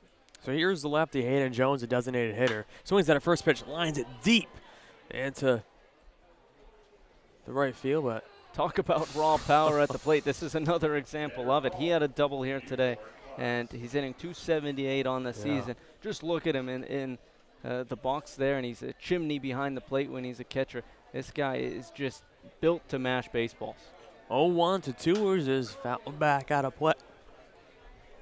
You know, what we see in this game is the designated hitter going back on talking about the rule changes. You know, what's being talked about is adding the designated hitter to the National League. Right, and I think, you know, it's interesting. That's another one that traditionalists may not like. 0-2 to Tours inside, count 1 and 2. And you have the argument that pitchers are saying, you know, we're athletes too. You know, we want to hit, but I think it's almost inevitable at some point. Now it's just a matter of how they implement it, whether it's just a straight DH in both leagues. 0-2, another deep fly into right field, but standing still is Raposa. 2 away. And like you with the extra innings rule with the runner on second base, I don't think it would be best for baseball if they did a straight DH. I think the best way to do it is putting the DH in the NL. I agree with that. But if they tied the designated hitter to the pitcher, because there's an argument in baseball that bullpenning is ruining the game and changing all the pitchers all the time is slowing it down. And so it would add value to starting pitching again, and it would add some more strategy to the game. First pitch to James looked for a ball, so count 1-0 to James. And, you know, that brings up a great point. And what we're going to see in the MLB in the next few years is the roster, you know, numbers increasing. You know, 26 starting next year is that pitch. A line shot, ripped foul. And you bring up a good point. The rosters are already probably going to be increasing at some point. And so if you tied the designated hitter to the pitcher with the roster increase, you also wouldn't have to worry about all those substitutions that you would have to make. Never thought of tying the designated hitter to the pitcher. That's actually a brilliant idea. It would work in, I think, a lot of facets of the game that MLB's struggling with. 1-1, a line shot right back to Winkler, diving, stands up, throws to first, got him, to end the inning. Unbelievable. So after 4 innings of play here at Cardines Field, score still 2-0 Gulls here on the NACBO Broadcasting Network, powered by Stretch. Welcome back to Cardines Field. Alex Field alongside the voice of the Newport Gulls, Stephen Huff, and the field reporter tonight, Nick Bello. As we go to the top of the 5th of play, it's still 2-0 Gulls. First to bat for the Bay Sox is the third baseman, Thomas Blandini. He was victim of a strikeout by really the unhittable Cherry, only giving up 3 hits to this potent Bay Sox lineup tonight. 2 from Winkler, 1 from Shamet. Blandini was a 4th strikeout from Cherry, and you know the struggles from Blandini continuing. You know, after that strikeout, guys, 4 for his last 41 as Blandini looks at a first pitch low for a ball, so count 1-0 to Blandini. You know, he was hitting .361 on June 29th, and now coming into this at-bat, hitting .258. Looks at a pitch in the dirt, count 2-0 to the lefty Blandini. Yeah, you know what, but at the same time, you could look at it as it's a long season, and guys are going to go through some slumps, you know, some peaks and valleys, and it just may be one of those for Blandini. But he's shown proof that he is a good hitter. Pitch in the dirt, count 3-0 to Blandini, and you know, that's the thing. And obviously, you're not going to be able to hit, for the most part, .361 right. the whole season unless your name is Cody Bellinger. Right. And if you want to look at silver linings for Blandini, I mean, you look at his spring numbers for Southern New Hampshire, he was a .300 hitter. 3-0 is in there for a called strike run on the corner of the plate at the knees to the lefty Blandini. So count 3 balls and a strike. To hit .296 across a whole spring season at college takes a lot of talent. 3-1 looked up high, so Blandini earns himself a walk, the first walk given up by Cherry on the night. And for him to come here and have such a, you know, great first month in the NECBL, and now, you know, not the best 2 last weeks for him, that's just going to be natural for him, I think. You know, I think it happens to a lot of players in the league, and so I wouldn't be surprised to see him start to turn things around. He worked a walk here today, and sometimes, you know, a walk is what you need, just getting on base to get out of that funk. So here's Park Phillips. He grounded out to the shortstop in the 3rd. Blandini on first. Park looks up high, so count 1-0 to Phillips. You know, and I think now, with, Malloy kind of playing in at third. Before stepping into this, Phillips looks at another pitch upstairs, count 2-0. It's possible here, depends where this next pitch lands, that we possibly see Phillips drop a bunt down, or it's a hit and run between himself and Blandini. Yeah, especially in such a close game, playing a little bit small ball for New Bedford. A pitch swung on him, hit foul behind the plate. And you see Phillips, small average, but he just, has been getting some recent playing time. So newer to the lineup as of late. And so seeing a bunt wouldn't be out of question, or you could even see it from Goldstein, the next guy up. Cherry set, and a 2-1 to Phillips is looked at for a called strike up high. Right at the letters to Phillips. Phillips, laid off that pitch thinking that was going to stay up out of the zone, but it kind of dropped down last second to get the strike call. So now count goes to 2-2. Blandini on first, and the pitch, a line drive right off the glove. It got over to the second baseman, Bellini, and he dropped the ball. So everyone is safe here in the top of the fifth. Yeah, and just tough play, actually. I mean, it was off of Cherry's glove, and so Bellini had to come in charging for it. And then Bellini had it, it looked like, and then just went for the tag. Could have stepped on the bag maybe and flipped to James, or he could have gone for the tag, which he did, but it just popped out of his glove. And just a tough break for the Gulls, but New Bedford catching, a bit of luck there, and runners on first and second. This might be the situation we were talking about where Goldstein could lay down a bunt and move both runners into scoring position. Before stepping in the box, Goldstein was looking down to third base, looking at signs from Chris Caban. I think this is a prime opportunity. Now Malloy really playing at the edge of the grass, now coming in a little bit more. And first baseman Tours playing above them, and Goldstein drops a bunt down. It's going to be a tough play. He looks at third, throws down to first. He's going to be in time, so it's a sacrifice bunt. Forget Goldstein. Just name him the sack man. He's just everything that he does in an at-bat, and this is what you're looking from, a guy in the 9-hole. Getting those plays, moving the runners over, getting them in from that 9-hole is crucial. Yeah, and that's one of the few situations, if you're going from the sabermetrics approach, that actually creates more runs. Is 0 outs, moving runners on a sacrifice bunt into second and third, and so I like that move from New Bedford, especially with the lineup flipping over. So here's Winkler, looks at a first pitch way upstairs, and Winkler, a double in the first and a single in the third. Yeah, and you look at it today for New Bedford, they have 3 hits. 2 of them are off of Winkler's bat with that double and single, so he's the only guy that seems to have figured out Cherry at the plate. And with 2 runners on, this looks promising for New Bedford. Cherry comes to set. The 1-0 is missed outside, count 2-0. Phillips on second, Blandini on third. 1 out here in the top of the fifth. It's 2-0 Newport. Cherry set. And the pitch to Winkler is caught on a miss. Count 2-1. Yeah, what a great change there from Justin Cherry, just dropping beneath the zone. And that's kind of, been his go-to pitch here today, and he needed a big strike there. Now 2-1, getting back in this count for him. 2-1 to Winkler, way up high. Now count 3-1. And, do you think that pitch was, a waste pitch and now making it a 3-1 at bats, and now where Cherry can go back to that pitch that he just got Winkler swinging on? I don't think that's exactly what he had in mind, missing a little bit up because now it's such a hitter's count. Winkler with the green light probably. 3-1 to Winkler, a fly ball into the outfield. Going back is Thomas, looking up, and that's going to be off the wall. 1 run scores, and the throw is going to be, there's no throw to home. 2 runs scored, and we got a tied game.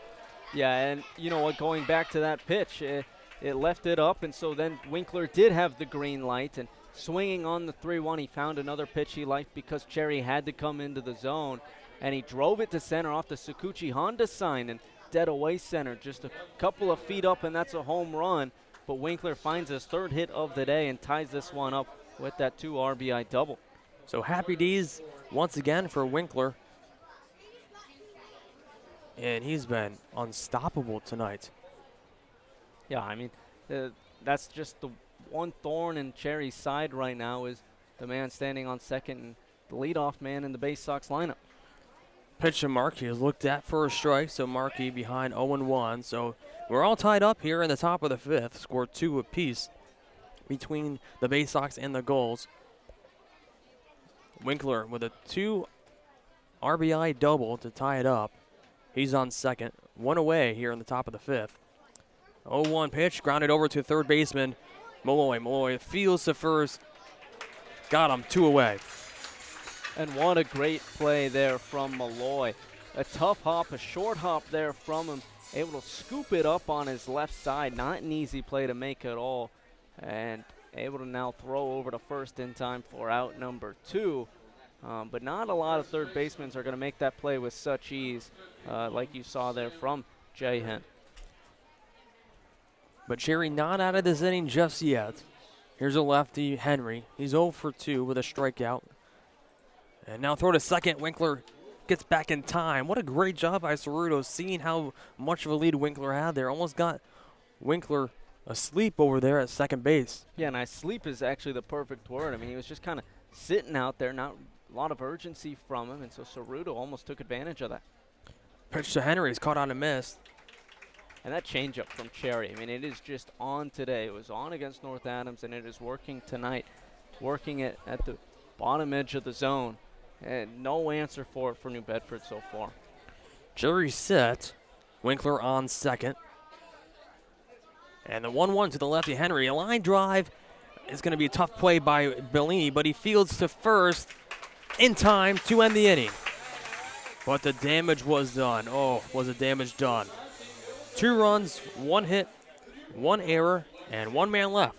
After 4.5 of play here at Cardians Field, we're all tied up at 2 here on the NECBL Broadcasting Network, powered by Stretch. The Cardians Field, Alex Wheeler alongside Stephen Huff and the field reporter Nick Bello. As we go to the bottom of the 5th, we're all tied up at 2. Now catcher Peter Serrato at the plate. Looks at a first pitch low by Washburn, count 1-0. Cerruto in his first at-bat hit a sacrifice fly to make it a 1-0 game, then was followed by another sac fly by Greg Cavalieri, who stands in the on-deck circle. As Cerruto looks at a strike on the corner, count 1-1. Yeah, and it was those productive outs for the Gulls that they needed to give them the 2-run lead at the time. 1-1 lifted foul behind home. But look how crucial they are now, because New Bedford's powered back into this game, has tied it up, and without those productive outs, if the Gulls were a little bit more selfish at the plate and hitting for themselves and not the team, this is a completely different ball game that they find themselves losing. Washburn had 1-2, and the pitch outside, count 2-2 to Cerruto. On that point, it was actually about a week and a half ago that Sorrow was with these guys, getting some extra work in before the rest of the team got here. And he was saying, if we start hitting for the team first, and Cerruto and Cavalieri were actually in that group of guys. 2-2 pitch, lifted foul out of play on the first base side, and it's going to find the streets here in Newport, Rhode Island. It was a group of 7, 8, 9 hitters for the Gulls. He said, if we start hitting for the team first instead of hitting for ourselves, we are going to be a team to reckon with as the season goes along. 2-2, a line drive to Markey coming in, it's diving, makes the play. Oh, a remarkable play. Yeah, I mean, what an incredible play there from Markey. I mean, that's not an easy read to make off the bat, and he had to have no hesitation, able to come in and make a diving headfirst play there to steal Cerruto from his first hit of the day. 1 out here in the 5th, but going back to that point with Sorrow, able to get it in the hitters' heads that you have to start hitting for the team, and they were able to do that today. And one thing, to build off that point, in a game that you can have the best player on one team, pitch caught on a miss, count 0-1. Like, for example, if you put Mike Trout on this Newport Gulls team, they're not going to go undefeated. So in a way, if you were able to play as a team in a sport that really, in some realistic way, as Cavalieri looks at a ball out of the zone, count 1-1, if you are able to play as best as possible as a team, together, you're going to win games. Yeah, and I think, that's going to be so crucial for the Gulls going forward. 1-1 Cavalieri gets a piece of it. And crucial for every team. I mean, that's just how the nature of the game is. you have to play for each other, and Newport's finding that out and starting to win some games because of it, and especially the close games because of it. Washburn ahead of the left fielder, Cavalieri. 1-2 count. And the pitch is staying alive. Got a piece of it. Foul ball ready to be back up here. And to add on to your points, it's the way the game is played now by all these younger guys. It's, I want to hit a home run, I want to have the best numbers. Whereas you never see guys just hitting to get on base. It's just hitting to 1-2, a line shot into the outfield. It's going to drop in for a base hit going all the way to the wall. Raposa fields, fires to second, and it's a really closer play than we were expecting, but Cavalieri is in there for a double. So with one away, there is a runner in scoring position for the Gulls here in the bottom of the fifth. Yeah, and a great night back for Greg Cavalieri. Had that sacrifice RBI fly in the second, and then able to rip that double into the right center gap there. And with one away, he's in scoring position with his speed, with the lineup flipping over for Isaiah Thomas, one of the hottest hitters at the plate for the Newport Gulls. This is a great opportunity to get back on the scoreboard and take the lead back. Thomas does carry a hot bat, but 0 for 2 on the night with a ground out to the shortstop and a fly ball runner going. And it's a hit and run situation, and it's going to be goes all the way to the wall. It's going to be a tough play. Scores 1 run. Raposa fielding once again, and the throw is going to be not in time, so it's going to be back-to-back doubles. And it's an RBI double for Thomas. And just like that, the Gulls take a 3-2 lead here in the bottom of the fifth. Yeah, and there's a reason Thomas just won NECBL Player of the Week. He's continuing his hot streak at the plate, able to find a pitch over the heart of the plate that he likes, drive it the other way, right into the same gap that Cavalieri drove his double into. They swap places, and the Gulls take a 1-run lead here in the fifth. How about those 2 at-bats right there by unbelievable. Cavalieri and Thomas. So here's Bellini, runner on second. A pitch in the dirt, a beautiful stop there by Phillips to make sure Thomas does not advance. And that's a dangerous hit-and-run situation. You know, it looked like, you know, if that ball didn't carry as much as it did, it was going to be either an out by Raposa or Chimet. And, you know, by the time that play was made, it was going to be, you know, double up Cavalieri. You know, there's no chance Cavalieri, who was already halfway to home, you know, was going to make second base. Pitch low, count 2-0 now to Bellini. And that's something the Gulls have actually shied away from a little bit as the season's gone on. It is the hit and run, but maybe with Cavalieri in, who's been a guy that's been a staple in the lineup for most of the year and has been missing lately because of an injury, that they might be a little bit more aggressive, especially in these close games. 2-0 pitch to Bellini, a line or fly ball into Raposa. Raposa comes in, is able to make the play. Tagging on that is Thomas, and he's going to get there in time. So advancing the runner is Bellini. So now Newport has another runner just 90 feet away here in the bottom of the fifth. Yeah, and Raposa actually has a good arm out there and right, but it's no surprise that the Gulls send Thomas from second to third. He's the fastest player on this Gulls team. He's get to third standing up. No surprise that they're aggressive on the base pass with him, 90 feet from scoring and doubling the Gulls' lead. So here's the lefty Vasic. He singled back in the first and struck out looking in the third. And the pitch is first pitch strike to Vasic, looked at right down the heart of the plate. Thomas on third, 2 away, 1 run scored. So now it's a 3-2 Newport lead here in the bottom of the fifth. Washburn set. And the pitch is outside, count 1-1. That's another guy that's been heating up for the Gulls. Coming into last night's game, he was hitting .400 nearly over his last 5 games, including a home run. And then last night had 3 hits, including a double and a triple against Mystic.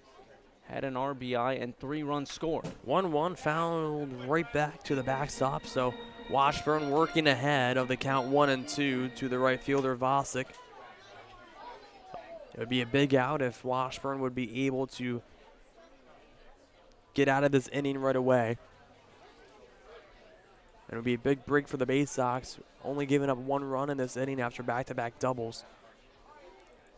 1-2 is in at the hands, count 2-2. And he's a very patient hitter at the plate. Isn't going to be swinging at much, even just around the zone, anything that could be called for a strike. You saw him go down looking last time, but a guy that isn't afraid to be disciplined and try to work his walks as well. Washburn set on the 2-2 to Vasic is looked at for a close pitch right off the plate. Count goes full. Yeah, and that's exactly what I was just talking about with Vosick. I mean, a guy with 2 strikes knows the zone so well, and even in his last plate appearance was called for a strike 3 on a very similar plate, or a similar pitch, but just won't swing on that. Payoff pitch, a line drive right to Winkler. Winkler is not able to make it, goes into the center field, and scoring on that is Thomas. It's going to be a base hit, a line shot right through the glove of Winkler to go into center field. So scoring is Thomas, and it's a base hit and an RBI for Brett Vosick. Yeah, Vosick finally getting the pitch that he likes and just scorches one right back up the middle, and Winkler giving the best attempt that he can, but I don't know if any shortstop in the NECBL is going to come away with that one, and it trickles into center field. So the Gulls tack on another, doubling their lead here in the 5th. And here's manager Chris Cabe. And, you know, speaking of hitting for the team right there, that's the definition of hitting for a team. Yeah, Just not trying to pull that ball and put some power into it, just putting the barrel on it and just hitting it where the pitch is, rifling that one right back up the middle. So Chris Cabe taking the ball from Julian Washburn. So we're 2 outs here in the bottom of the 5th. 2 runs scored. It's 4-2 Newport Gulls, with more information on the new Bay Sox pitcher next on the NECBL Broadcasting Network. Welcome back here. We're mid-5 alongside, I'm Alex Fuse alongside Stephen Huff and the field reporter Nick Bello. 2 outs here in the bottom of the 5th. 2 runs scored for the Gulls. Vosick on first. New pitcher for the Bay Sox is Logan Maitland, making his 6th appearance on the season. He started on July 9th against Martha's Vineyard. He pitched in 3 innings, gave up 3 hits, 2 walks, and 3 strikeouts, and 14 batters faced. And he's a 6'6" righty, product of UMass Dartmouth. And this is a big appearance from Maitland right here. You know, in the last few weeks, Steven and Nick, the Bay Sox bullpen struggling and just have not been able to get out of a tough inning. And this is a tough inning for New Bedford defensively and just on the mound for pitching-wise. You know, they came back in the top of the 5th to tie this game up, and now it's 4-2 Newport in the bottom of the 5th. So the Gulls answering that 2-run inning by the Bay Sox, and now Maitland will have to face Tours. The first pitch to Tours is a called strike, or to Malloy, excuse me. Yeah, and it's a tough part of the lineup to face for Maitland. He does just need 1 out, though, so if he could just focus and have a nice couple pitches in there. 0-1 in there for a called strike, so now Maitland ahead, 0-2 to Malloy. Malloy doubled in the first and popped up to Blandini in the 3rd. Runner on first, 2 outs here, and the 0-2 is grounded foul on the third base side. It's interesting, you saw him introduce Malloy with 2 early sliders and then coming back with that fastball. Malloy ahead on that fastball, maybe expecting another breaking ball or something off speed, because that's what he's seen so far. Maitland set, runner on first, 2 outs, and the 0-2 way upstairs at the helmet to Malloy, so count 1-2 now. And Malloy just showing off how flexible he is, barely getting out of the way of that one. Nice bit. If I got the first pick and we're playing limbo, I'm picking Malloy. First team all limbo. Well, Maitland comes into the stretch. A pitch, foul right back up here to the backstop. Made some fans uneasy here. Got some oohs and ahs after that Malloy foul. So count holds 1-2 to Malloy. Vosick on first. 2-run score this inning for Newport, giving them the 4-2 lead. There are 2 away. And the 1-2, a fly ball into right field coming in is going to be Raposa. Out of our view is there to not make the play, so I guess it dropped in front of him. And now the throw back to first is not going to be in time.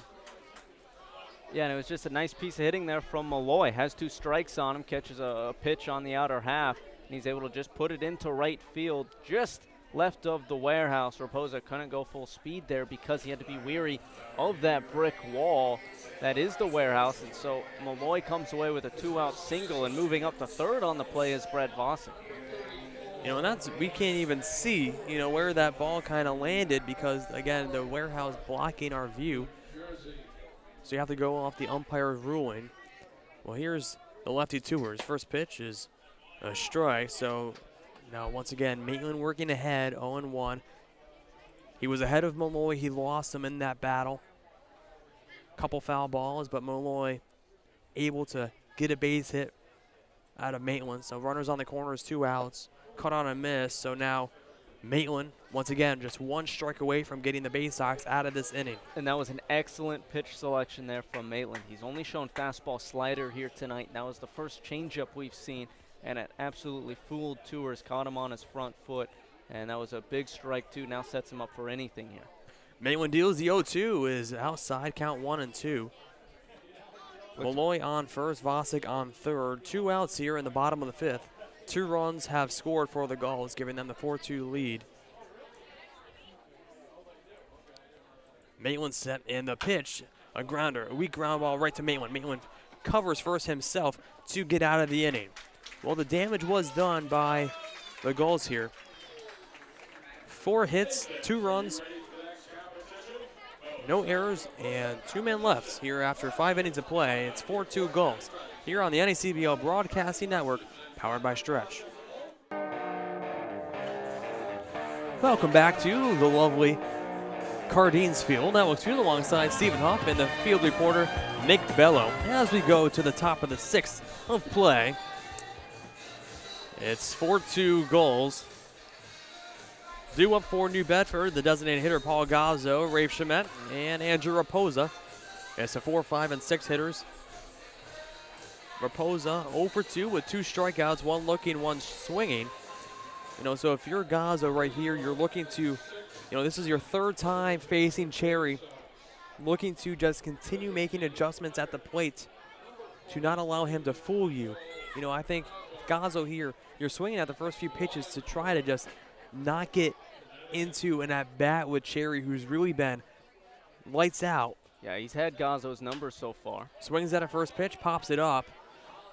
Calling it off is going to be second baseman Bellini, so 1 away here in the top of the 6th. But he did exactly what you thought he should do, and is attack Cherry early, and I think that's what a lot of these New Bedford hitters should be doing, is be a little bit more aggressive at the plate, because Cherry is throwing some pitches over the plate that are hittable, but they find themselves so deep in some counts and behind Cherry because they're being a little bit too patient at the plate. Here's the lefty Chimet, swings at a first pitch, drills it deep to right field. Going back is going to be Vosick.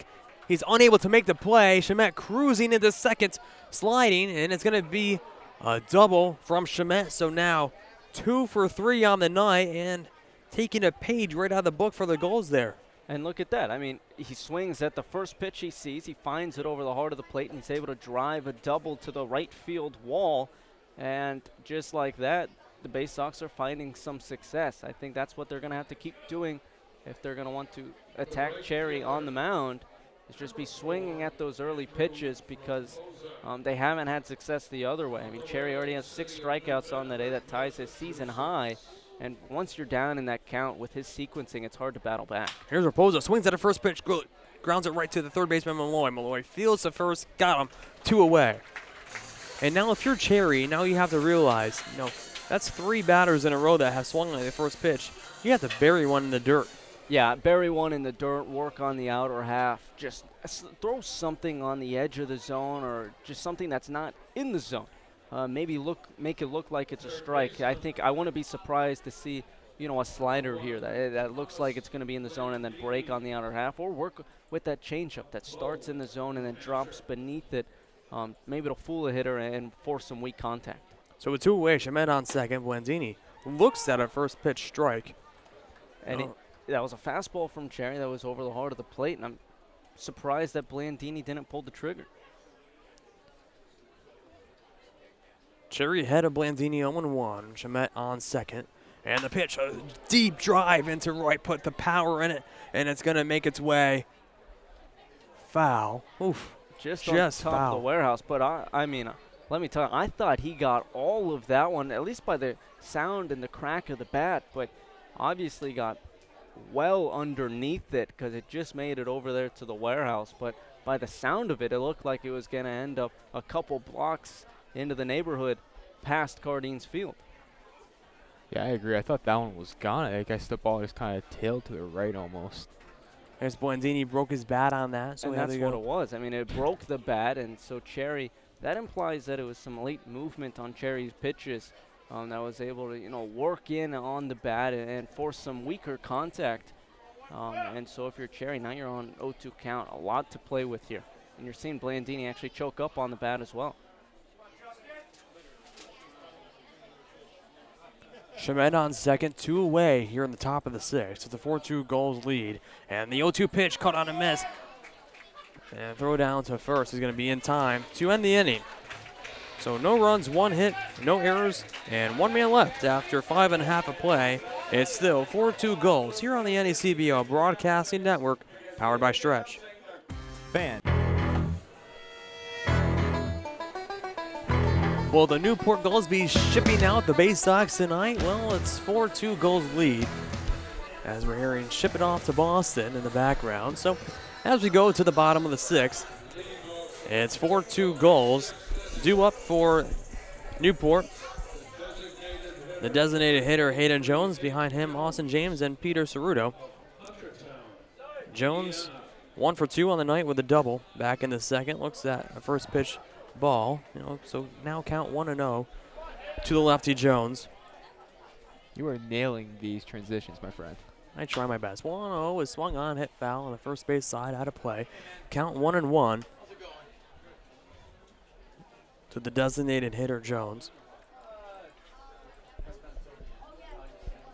So go back on the conversation about the designated hitter. Would pitch in at the knees, count now 2-1. Would the designated hitter be tied to the pitcher in the American League as well? Yeah, I think, that's the way to make it fair. And I think that would make, strategy more interesting in the major leagues. 2-1 looked upstairs, count 3-1. And with the move for bullpenning right now in the major leagues, you're seeing a decreased value for starting pitching in the majors. 3-1, a line drive. It's going to drop in for a base hit right in front of Shemet. So now Jones, 2 for 3 on the night. So you see another cracked bat there, but just the raw power from Hayden Jones, able to muscle that one into center. Second hit of the day for him and leadoff hit for the Gulls here in the 6th. But there's only, I think it was about 13 pitchers or something like that, a low number that reached 200 innings pitched in the majors last year, which is a drastic drop from years prior. I mean, you look at the numbers 10 years ago, and it was double, triple, quadruple that. And even, a couple years ago, you were over 30 or 40 pitchers that would reach 200 innings. And it's just because teams are weary of, you can bullpen and you can work with matchups, and it's first pitch up high to Austin James, a shortstop. It's smarter to not throw guys out there for the third time up against the lineup, but because of that now, starting pitchers aren't getting as much money. 1-0 to James Lowe, count 2-0. And it affects the players and the players' union. And so this is a way, I think, to revamp the value for starting pitchers out there. And now pitchers don't have to hit. So I think it helps the fans, it helps the pitchers, and it helps the designated hitters. 2-0 lifted. Giving it a look was both Phillips and Blandini, but it goes foul, out of play. And importantly for me, I really like the strategic side of baseball, and I think a lot of fans do as well. And it really brings strategy into the game. And I think that'll show who the best managers are in baseball. And so I don't know. What are your guys' thoughts on that rule? Pitch in there for a strike. A low strike call, now count 2-2 to James. And, I think it's interesting that you start thinking, so let's say you pinch hit for the designated hitter, do you lose that pitcher? Yeah, I mean, they would be tied together. Now, the downfall would be the roster size. That would have to be increased. But theoretically, I mean, you obviously wouldn't be pinch hitting for your designated hitter. Pitch in the dirt, count goes full. A guy like Chris Davis for the Athletics, how often is he pinch hit for? I mean, he's a staple in the designated hitter slot for the A's. And you got it all over across the American League. I mean, that designated hitter slot is typically hitting 3 or 4 times a night because that's his role on the team. And so really the only time it would switch is because the pitcher is being changed out there, which would, add some puzzling effects for the manager, I think. Or even you think about David Ortiz and how much just he thinking, I batted. was just going to say that. Exactly.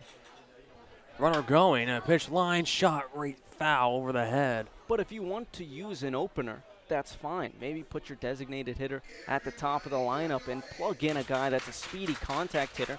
Get on early if you're, pitching in the top or the bottom of the first. Hope he gets on and is able to score. Take him out then because you're switching your pitcher. And then plug in, your Chris Davis or something like that after that. Maitland deals a pitch is in there for a called strike 3, so James goes down looking. So now 1 out in the bottom of the 6th. And that's a call James does not like. A fastball at the bottom edge of the zone. He thought it was a little bit too low, and he's a very patient hitter at the plate. A guy, towards the top on the team in walks, 18 on the season. First pitch swinging, Ceruto drills it out to center. It's going to fall into the right fielder Raposa's glove, so now that's a second quick out here. So now 2 away, and that brings up the 9-hitter, Greg Cavalieri.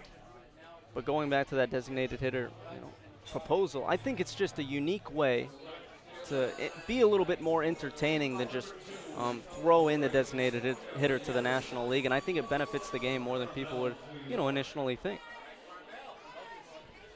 So here's Greg Cavalieri. Pitch, did he go?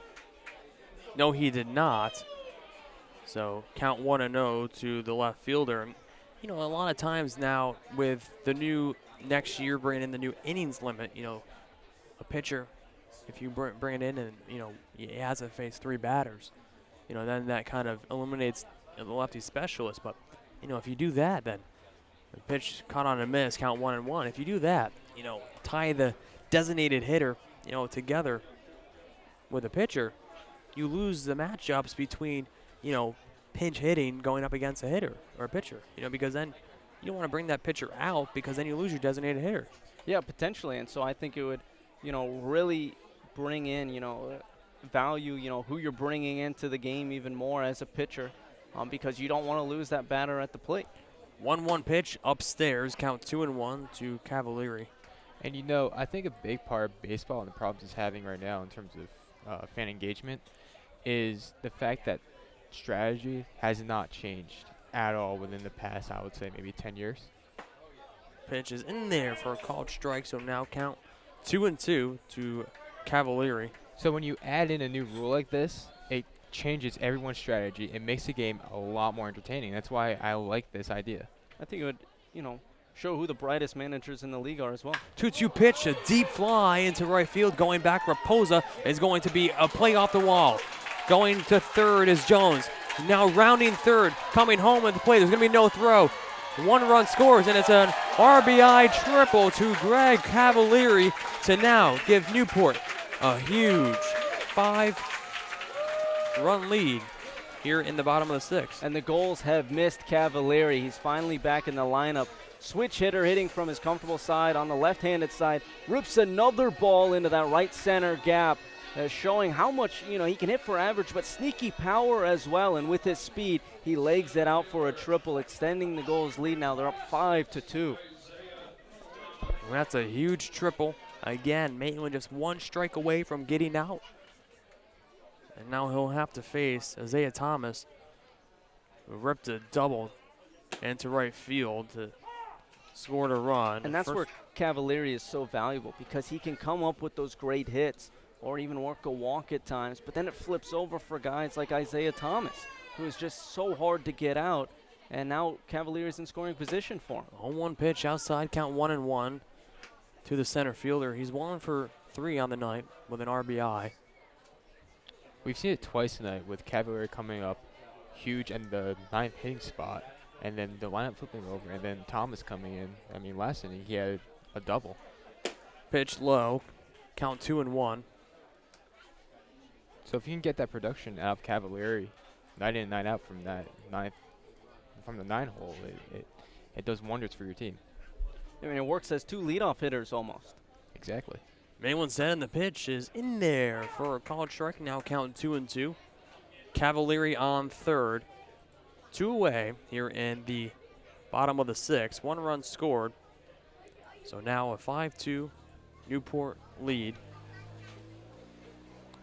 Maitland set, and the 2-2 is cut out and miss. Thomas goes down swinging to get out of the inning, but once again, damage done here in the bottom of the 6th. 1 run scored on a double from Cavalieri. So 1 run on 2 hits, no errors, and 1 man left here after 6 innings of play. Score now 5-2 Newport on the NACBO Broadcasting Network, powered by Stretch.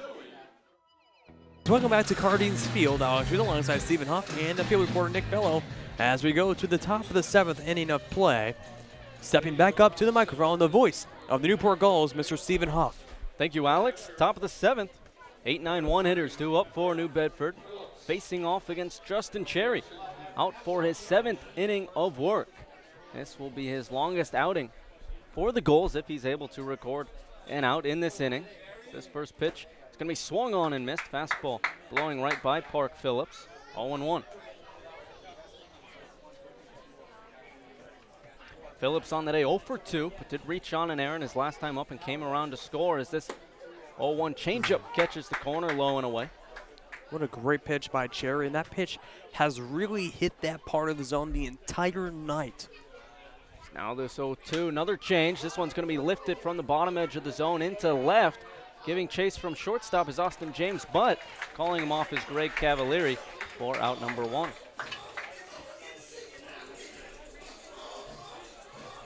So with that, that is the longest outing now so far on the season for Justin Cherry. He's now gone 6 1/3 innings pitched and still going. So he will face off against Josh Goldstein, the number 9 hitter for the New Bedford Bay Sox. What a performance from Cherry tonight. It's unbelievable. His first pitch to Goldstein. Fastball at the upper half. 0-1. Yeah, he's given up 5 hits on the day, but all coming in different innings. Now this 0-1 fastball going to be lined right back to Cherry. Can't come away with it. Bellini at second scoops it up and throws to first in time for out number 2. You got to give it to Goldstein there on a weak ground ball that kind of just, looked shot and broken bat, right up to the second baseman, Bellini. But what a close play by Goldstein, making it really that wasn't going to be. Yeah, and it was a slow roller that Bellini really had to have some urgency on. So now there's 2 away. Fastball inside on Winkler, 1-0. Here's a guy, 3 for 3 on the night, 2 doubles and a single. Yeah, we talked about 5 hits on the day for the Bay Sox. 3 of them coming from Winkler. As that 1-0 pitch missed in, 2-0. 3 of them coming from Winkler, the other 2 coming from Rafe Shamet. Now Cherry looking on righty matchup. The 2-0. That one's a slider, going to be dropping, just missing, up and in. 3-0.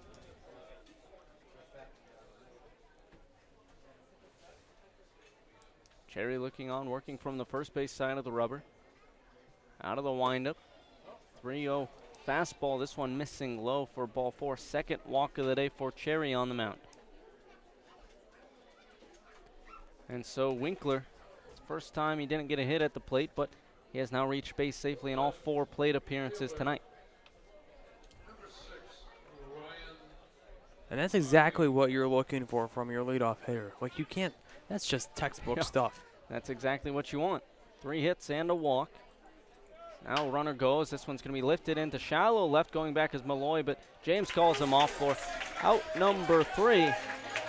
So no runs crossed for the Bay Sox here in the 7th off of no hits and a walk, no errors as they leave one stranded. Heading into the home half of the 7th. It's stretch time here at Cardines. The Gulls lead 5-2 here on the NECBL Broadcast Network. It's the bottom of the 7th here at Cardines. Gulls lead 5-2 here on the NECBL Broadcast Network. And since it's Raytheon Military Appreciation Night, instead of your typical 7th inning stretch, we had God Bless America help us stretch out. And nothing better than that here tonight. Does not get better than that, honestly. America's pastime right there. As now leading things off for the Gulls in the home half of the 7th. It will be the 2-3-4 hitters. Joey Bellini settling in at the dish for Newport. Will be facing off against Logan Maitland. Righty on righty matchup. First pitch slider catching the outer half, 0-1. Bellini on the day 0 for 3. Pair of flyouts left and right, and then a line out to center. Now this 0-1 slider, this one missing just outside.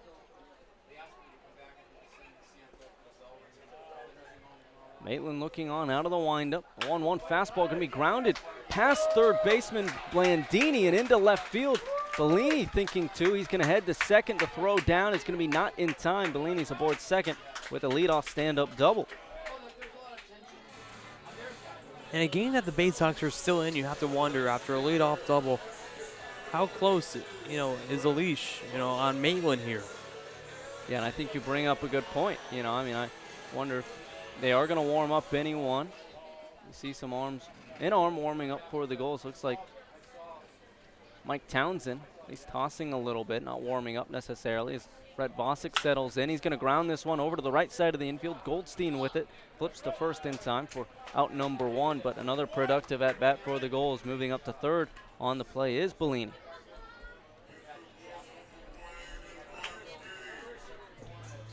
So with one away and a runner 90 feet from extending the Gulls' lead to 4, Justin Henry Malloy settles in. He's 2 for 3 on the night, a double and a single to his name, and then popped out to Blandini. In between those two hits on the night. First pitch to Malloy. Fastball lined back into the screen. And of course, on top of all that, he had the impressive limbo display.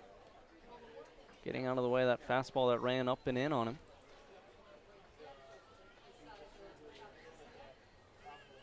Now on the 0-1, the slider catching the outer half. Actually, they're going to say it was a ball.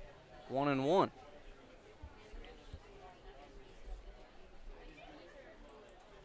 Another righty on righty matchup for Maitland on the mound. They're going to call time at the plate.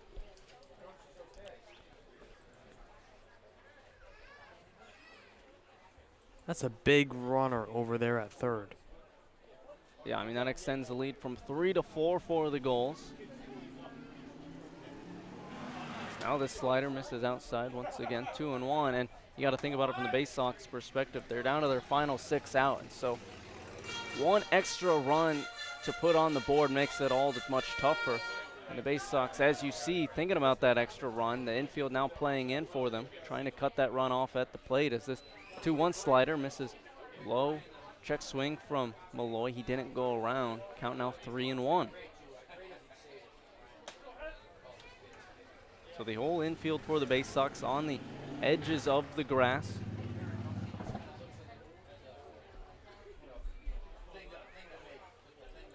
But Malloy is in a hitter's count now against Maitland. Maitland out of the stretch. 3-1 offering. Fastball is going to be flown into left. Going back is Markey, but he's underneath it for out number 2. Tagging from third is Bellini, and he's going to make it in plenty of time. And that will give the Gulls a 4-run lead here in the bottom of the 7th.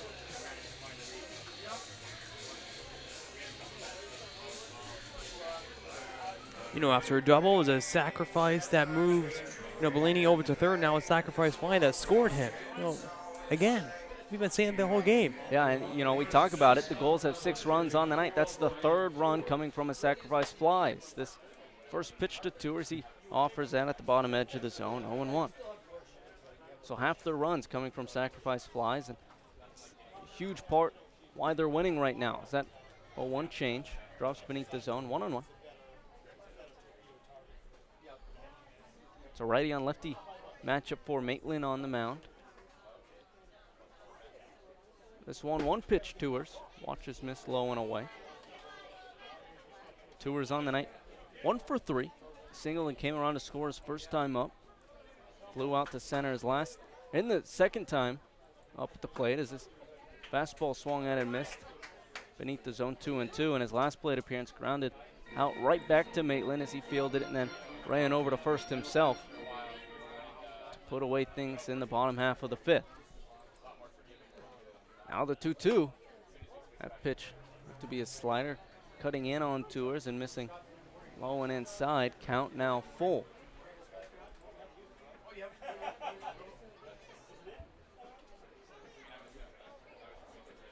Maitland looking on. Payoff pitch, slider swung on and missed for strike 3.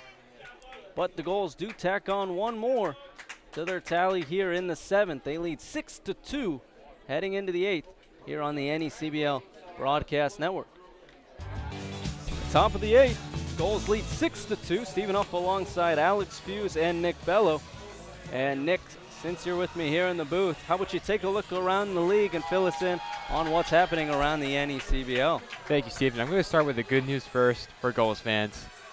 Mystic just fell to North Adams 6-2, meaning if the result of this game holds with a 6-2 lead for the Gulls over New Bedford, the Gulls move into second place in the Southern Division. Looking around the league more, Sanford at Keene, doubleheader today. Sanford won the first game 8-3. They trail 13-11 to Keene in the top of the 5th. And another final we have tonight, 3-2, Danbury over Vermont. So Stephen, back to you. So Danbury got a win, so they're etching a little bit closer in the Southern Division. But as you said, Gulls etching over the Mystic Schooners if this result holds into second place, which bodes well for them. Of course, it's a 3-run race for the playoff spot. 4 teams looking to get into that 3 spot. And so Gulls looking to hold on here tonight. And you know, that just goes to show how important games are this time of the year. Certainly. And that win last night proves to be massive for the Gulls, and this one could be just as much. There is a new pitcher on the mound, though, for Newport. It is the righty hurler from UCLA, Mike Townsend. Through 7 appearances on the year, he has a 3.48 ERA through 10 1/3 innings pitched. He's given up 4 runs, all of them earned, off of 11 hits and 4 walks. He has 18 strikeouts through those 10 1/3 innings pitched. And Townsend, I've talked to you guys endlessly about his fastball slider combination and how great it is. Talked about his nickname Slide Piece and how he's earned that. And the nickname has actually changed. Is that for first pitch fastball to Sam Henry, misses low, ball 1. It is now just sliders. They call them sliders. It's that simple. It's not even Slide Piece anymore. Everyone just refers to him as sliders now. So now that 1-0 fastball is going to be lined foul and into the streets of Newport past the bullpens in left field. What a great piece of hitting by Henry there, just hit it foul. Yeah, Henry was on top of that fastball. A little bit late, but able to put it out of play. But Townsend probably going to have to come back with something different here. Count now 1-1. Righty on lefty matchup for Townsend on the mound. On the 1-1, does come back with a slider, and it's going to be chopped foul along the third base line. Couldn't have guessed that one. Yeah, right. When he needs a pitch, I wonder what he's going to come with. I don't know, fastball? I don't know. Last time out for Townsend was actually against Vermont a couple of days ago when in an innings pitched. Did not give up a run, a hit. Did walk 1, but struck out 2 in that innings pitched. Now this 1-2 pitch comes back with the slider and just staying alive, bouncing it back to the backstop is Henry. You know what I just realized, guys, and this has nothing to do with the game that we're watching, is all 3 games that have been played here between the Bay Sox and New Bedford have all been on Mondays. Huh. That's odd. I wouldn't have guessed that. It's interesting, too, because it's not that long of travel, so it's weird that slot them all on Mondays. Now the 1-2 from Townsend. Another slider, and it's going to be grounded over to James at short. He fields and throws to first in time for out number 1. So Townsend working quickly here in the 8th. The Bay Sox now down to their final 5 outs. That will bring up Paul Gazzo, 0 for 3 on the day. Pair of strikeouts to his name, and last time up popped up to Bellini in the 6th. What's been so crucial for New Bedford, their 2, 3, and 4 hitters combined, 0 for 11. This first pitch fastball over the heart of the plate. 0-1. Yeah, it's not been ideal for some of these hitters in the New Bedford lineup. Great performance from Justin Cherry, the starter on the mound for Newport. This 0-1. It's a slider, but this one just missing up for 1-1. You know, this is stuff you just can't predict. You know, Winkler leading things off, 3 for 3 with a walk, and then, 2, 3, and 4 hitters hitless, and then Shemet 2 for 3. Now that 1-1 fastball missing low, 2-1. If you were hitting Shemet and a 2-hole tonight, then it would be a very different game. A lot more runs produced for the Bay Sox if that was the case. Now Townsend looking on righty matchup, shaking off Ceruto behind the plate. Because it was taking so long, Gazzo's going to call for time at the plate. Townsend now set, Gazzo set. On the 2-1, another slider, and that one is over the heart of the plate, 2-2. At this point, I'm thinking I can just call the game with my eyes closed and know what pitch Townsend's going to throw. I mean, if anyone told New Bedford his nickname before the game. But that's the thing, it's still so effective. As that 2-2 slider misses low and away, count now full. Greg Zackerson, I've said it before, but he says it's the best slider in the nation amongst all other college pitchers. And it has so much bite to it and so much movement that even if you know it's coming, it's so hard to hit. That's why he goes to it so often. Now this 3-2, it is a slider, and it's going to be grounded to Malloy. He dives, and it's going to be off his glove and end up in left field. They're going to give it a hit to Gazzo. It was a tough play for Malloy, diving to his left. So that will be the 6th hit of the day for the Bay Sox. Now between the 2, 3, and 4 hitters in the Bay Sox lineup, 1 for 12. 1 for 12 for them. Not the day that they've wanted, but at least it's coming at the right time right now as Rafe Shemet comes up, and of course he's had 2 hits on the day. First pitch from Townsend. Shemet shows bunt and bunts it back into the screen. Interesting that one of your hottest hitters down 4 runs in the 8th is showing bunt. Count now 0-1. Whatever you have to do to get on base, and Malloy in that situation wasn't even expecting it. He was playing a little bit deeper. Now he's closer to the grass. Righty on lefty matchup for Townsend. On the 0-1, slider catching the upper half. 0-2.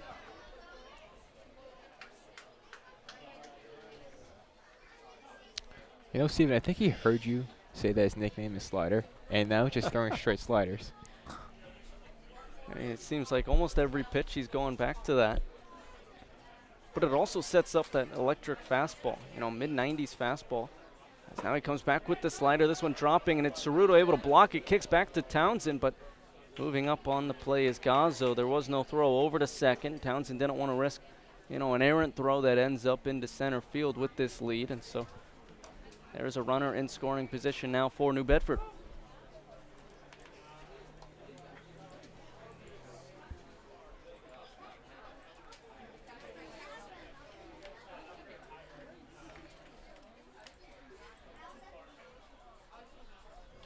Now this pitch to Shemet, he's going to ground over to the right side of the infield. Bellini with it, throws to first in time for out number 2, but Shemet made the most of that one.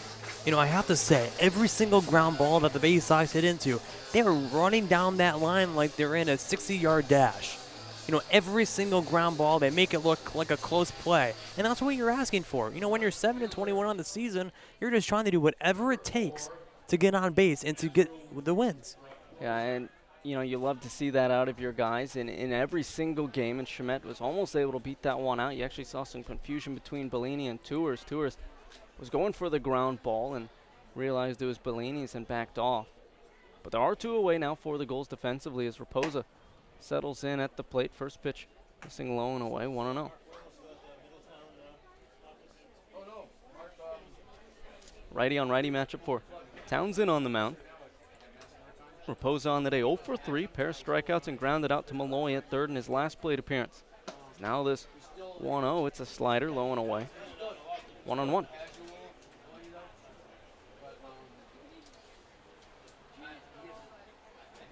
Runner 90 feet from scoring for the Bay Sox. It's 6-2. Gulls leading here in the bottom of the 8th with top of the 8th. Check that with 2 away. Now this 2-0 fastball just missing on the outer edge. 3-0. He's missed, I think, 3 straight pitches in the exact same spot. Just not getting what he wants. And it's a good spot to miss. He's not missing by much, just missing the plate by a matter of inches. Now this 3-0 slider over the heart of the plate, 3-1. Raposa was taking the whole way. You know, that pitch right there was in the same general area, just a little bit more inside. And gets the call strike. And what I love about that pitch from Townsend is this 3-1 slider is going to be popped up towards Tours and tailing out of play for strike 2. It's a 3-0 count. You know the hitter's probably going to be taking, and most pitchers are going to be going with the fastball there, but not Townsend, of course. He has to throw that slider over the heart of the plate. Of course, he's living up to his nickname. Only Mike Townsend with that patented slider at this point. You know, we've kind of joked around about the Holzwasser helmet counter. Can we get a Townsend slider counter? Oh, I don't think we can count that high. So now this payoff pitch, slider over to Malloy at third, and he can't handle it. He boots it, and the throw to first not in time after he scooped it up on the second attempt. So that E5 will score a run for New Bedford, and it is now a 6-3 ball game.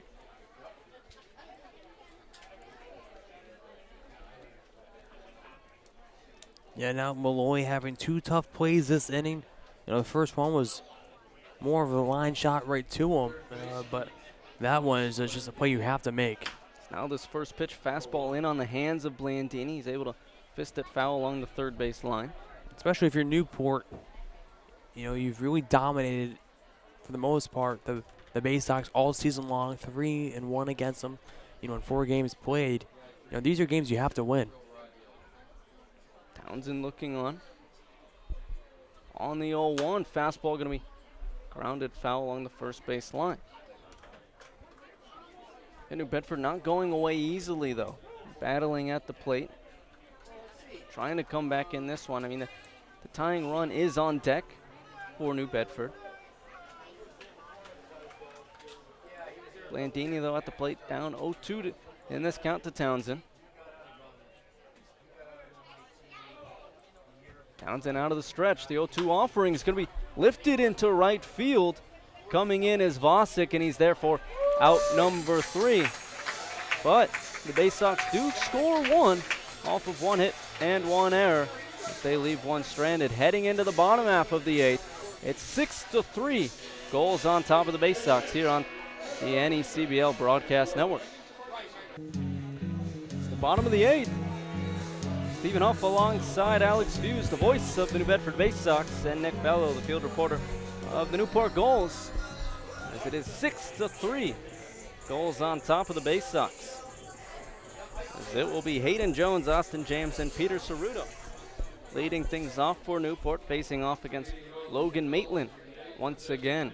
First pitch, fastball swinging and missing is Jones for strike 1. You know, Jones has had an amazing night at the plate so far. Now this 0-1, another fastball swung on and missed.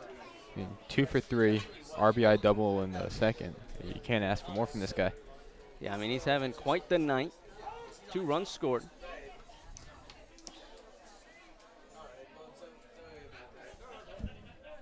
Oh. As now there's time called at the plate, and walking around the mound is Maitland.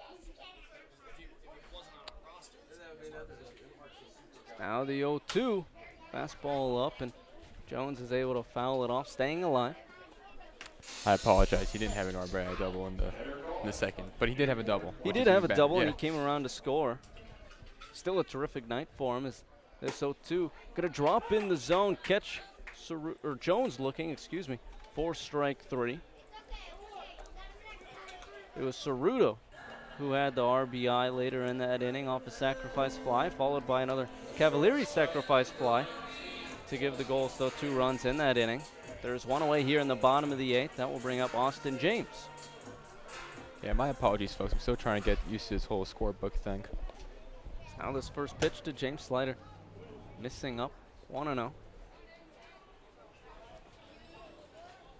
James on the night 0 for 2 and worked the walk. Now this 1-0 misses outside 2-0. Of course, yeah, you're keeping book now. How is it? You know, I thought it'd be harder than. It's a new element to the game. It's actually kind of easy. I've kind of gotten used to it. I love it. 2-0. James check swing. He definitely went around at that fastball at the letters. 2-1. Yeah, I found myself like not paying attention for the most part during games. So this is a way to keep you into it. I know what's going on at all times. Now that 2-1 slider, James on top of it, but a little out in front as he pulls it into the left field bleachers. 2-2. And he got the barrel on it, but just way out in front after seeing a couple of fastballs in a row. Nice sequencing there from Maitland. Now that 2-2, that fastball misses up. You know, you have to give credit where credit is due with Maitland. You know, besides a couple, hard hit balls that he's given up, he's really pitched very well out of the bullpen. Now this pitch is going to be swung on and missed for strike 3. Third strikeout in a row for Maitland on the mound, and there's 2 away here in the home half of the 8th. And so with 2 away, that will bring up Peter Cerruto.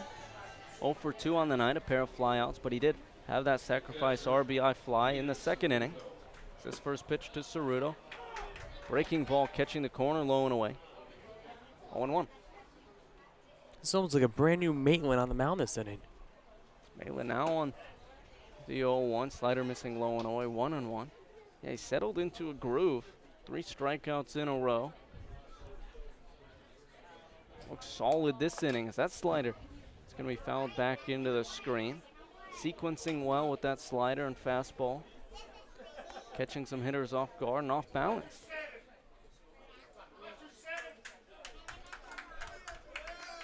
Now the 1-2 fastball going to be bouncing in the dirt at the plate. 2-2. A couple of fans getting very engaged into this one late into the game. 2,776 fans at the park tonight. This 2-2 swung on and missed for strike 3, so Maitland strikes out the side. And heading into the 9th, Bay Sox down to their final 3 outs as they trail 6-3 here on the NECBL Broadcast Network. Top of the 9th here at Cardines as the Gulls are up 6-3 over the New Bedford Bay Sox. There is a new pitcher on the mound for the Gulls. It's the righty out of Stanford, Carson Rudd, making his 6th appearance on the year for Newport. In his first 5 appearances, still has not given up a run on the season. Through 7 2/3 innings pitched, he's just given up 2 hits and 7 walks, has struck out 13 batters in those 7 2/3 innings pitched. And this guy, I mean, he's another electric arm like Mike Townsend. You know, fastball slider guy is just hard to hit off of, and you put him out there for an inning, you put him out there for 2 innings when he's throwing everything he has at you, and there's a reason he hasn't given up a run on the year. I mean, it's almost impossible to hit off him when he's throwing everything at you. Yeah, he had a great performance on Friday night to close out Upper Valley. Yep. So we'll see if he can do the same. 2/3 innings against Upper Valley. Didn't give up a run, of course. Gave up just 1 hit and had 4 strikeouts in those 1 2/3 innings. So he got 5 outs, and he had 4 of them were strikeouts. And 4 straight strikeouts, might I add. Yeah. I mean, he's quite incredible out there on the mound. He's looking for another solid outing out there tonight. First matchup for him be against Park Phillips. 8-hitter for New Bedford. First pitch swinging is Phillips and finds a fastball that he flies in to the streets of Newport. 0-1.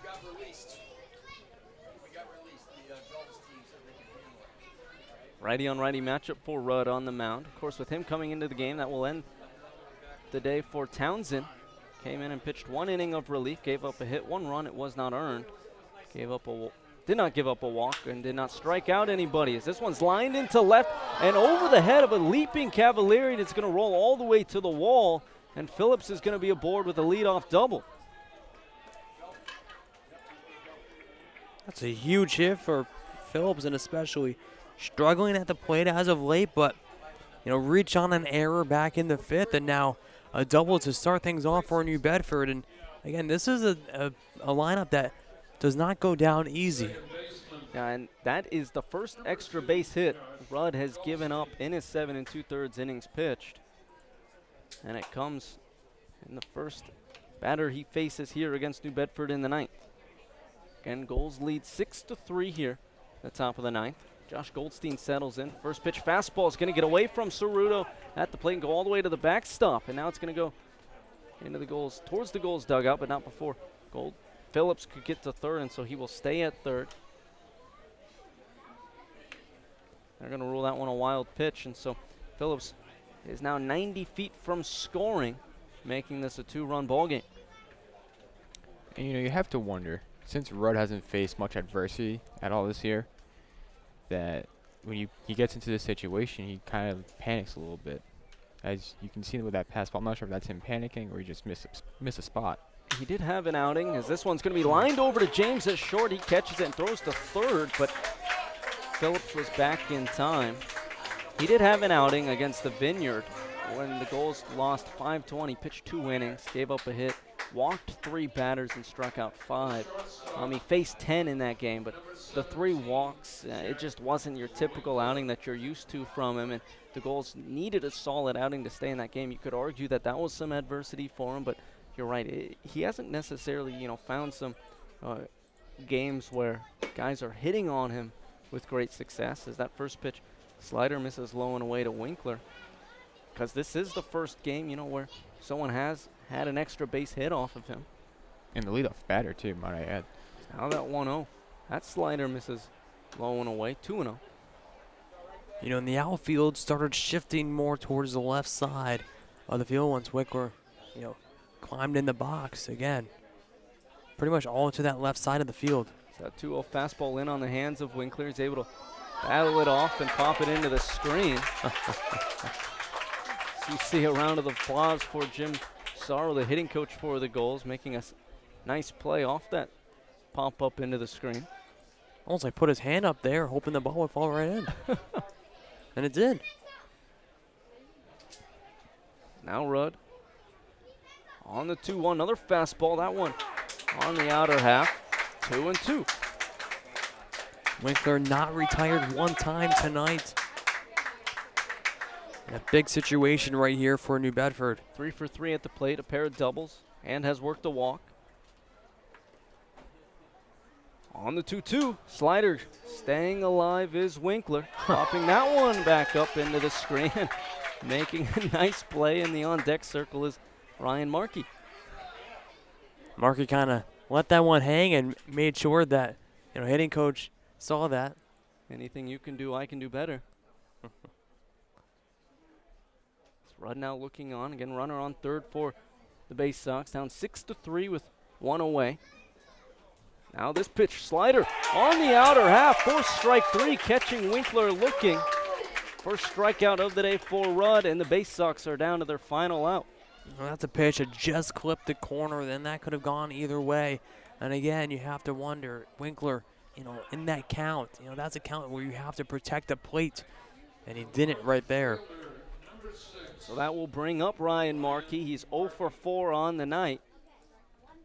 3 ground outs and popped up to James at shortstop in his last plate appearance. He watches his first pitch in there from Rudd for strike 1.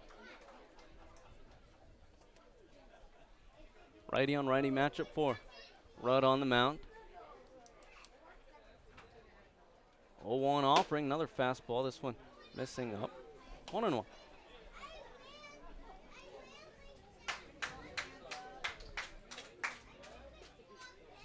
Rudd looking on. On the 1-1 out of the stretch. 1-1 pitch. Fastball going to be hit off of Ceruto behind the plate. Count now 1-2, and the Bay Sox down to their final strike here at Cardines.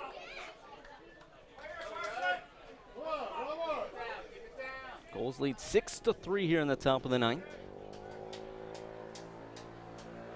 Rudd looking on. On the 1-2, slider going to be slapped over to the right side of the infield. Bellini scoops it up and throws to first in time for out number 3. So the Gulls able to clinch their 18th win of the season by a score of 6-3 as they take down the New Bedford Bay Sox, who now slide to 7-22 on the year. Don't go anywhere. We're going to wrap this one up in tonight's post-game report. Coming up next here on the NECBL Broadcast Network. Stay tuned. So Newport wins over the New Bedford Bay Sox by a score of 6-3 to pick up their 18th win on the year as the Bay Sox now fall to 7-22 on the year. Stephen Huff alongside the voice of the New Bedford Bay Sox, Alex Fuse, and the Gulls field reporter, Nick Bello. And this was a game, it was close for a large majority of it, actually. I mean, only 6-3, not a lot split these two teams. But Justin Cherry out there starting on the mound for the Gulls, went 7 innings pitched, his longest outing on the season for Newport. Gave up just 5 hits, 2 runs, 1 of them earned, 2 walks, and 7 strikeouts. And then having the advantage of the bullpen for the Gulls, Mike Townsend and Carson Rudd, that combination of them combining for 2 innings pitched, both of them just giving up a hit each and 1 run. It was not earned, and Rudd earning a strikeout in the ninth to close it out. I mean, excellent pitching performance from the Gulls. Yeah, I mean, you look at the 2, 3, 4 hitters for the New Bedford. Markey, Henry, Gazzo, all swinging very hot bats coming into tonight, 1 for 13. Then you also look at the 6, 7, 8, 9 hitters for New Bedford. Raposa, Blandini, Phillips, and Goldstein. 1 for 13 as well. Yeah, I mean, Cherry just seemed to have been dominating that lineup, but on the other side of things, Winkler had a successful night at the plate, and so did Rafe Chamet. Between the two of them, 5 hits, and that's where a lot of the success came from, but everyone else just couldn't pull their weight in New Bedford's lineup. Yeah, a great win for Newport, and especially now moving into that second place, lead now. And this is a crucial win. This is a game that you have to win if you're Newport, easily. Yeah, it is a must-win game, and now in the 5 games that we've played between each other, now 4-1 on the season to now where that's complete dominance. Yeah, Newport now improves to 4-1 against the Bay Sox on the year with this 6-3 victory. And it's a big one because, as you said, they are now in second place of the Southern Division.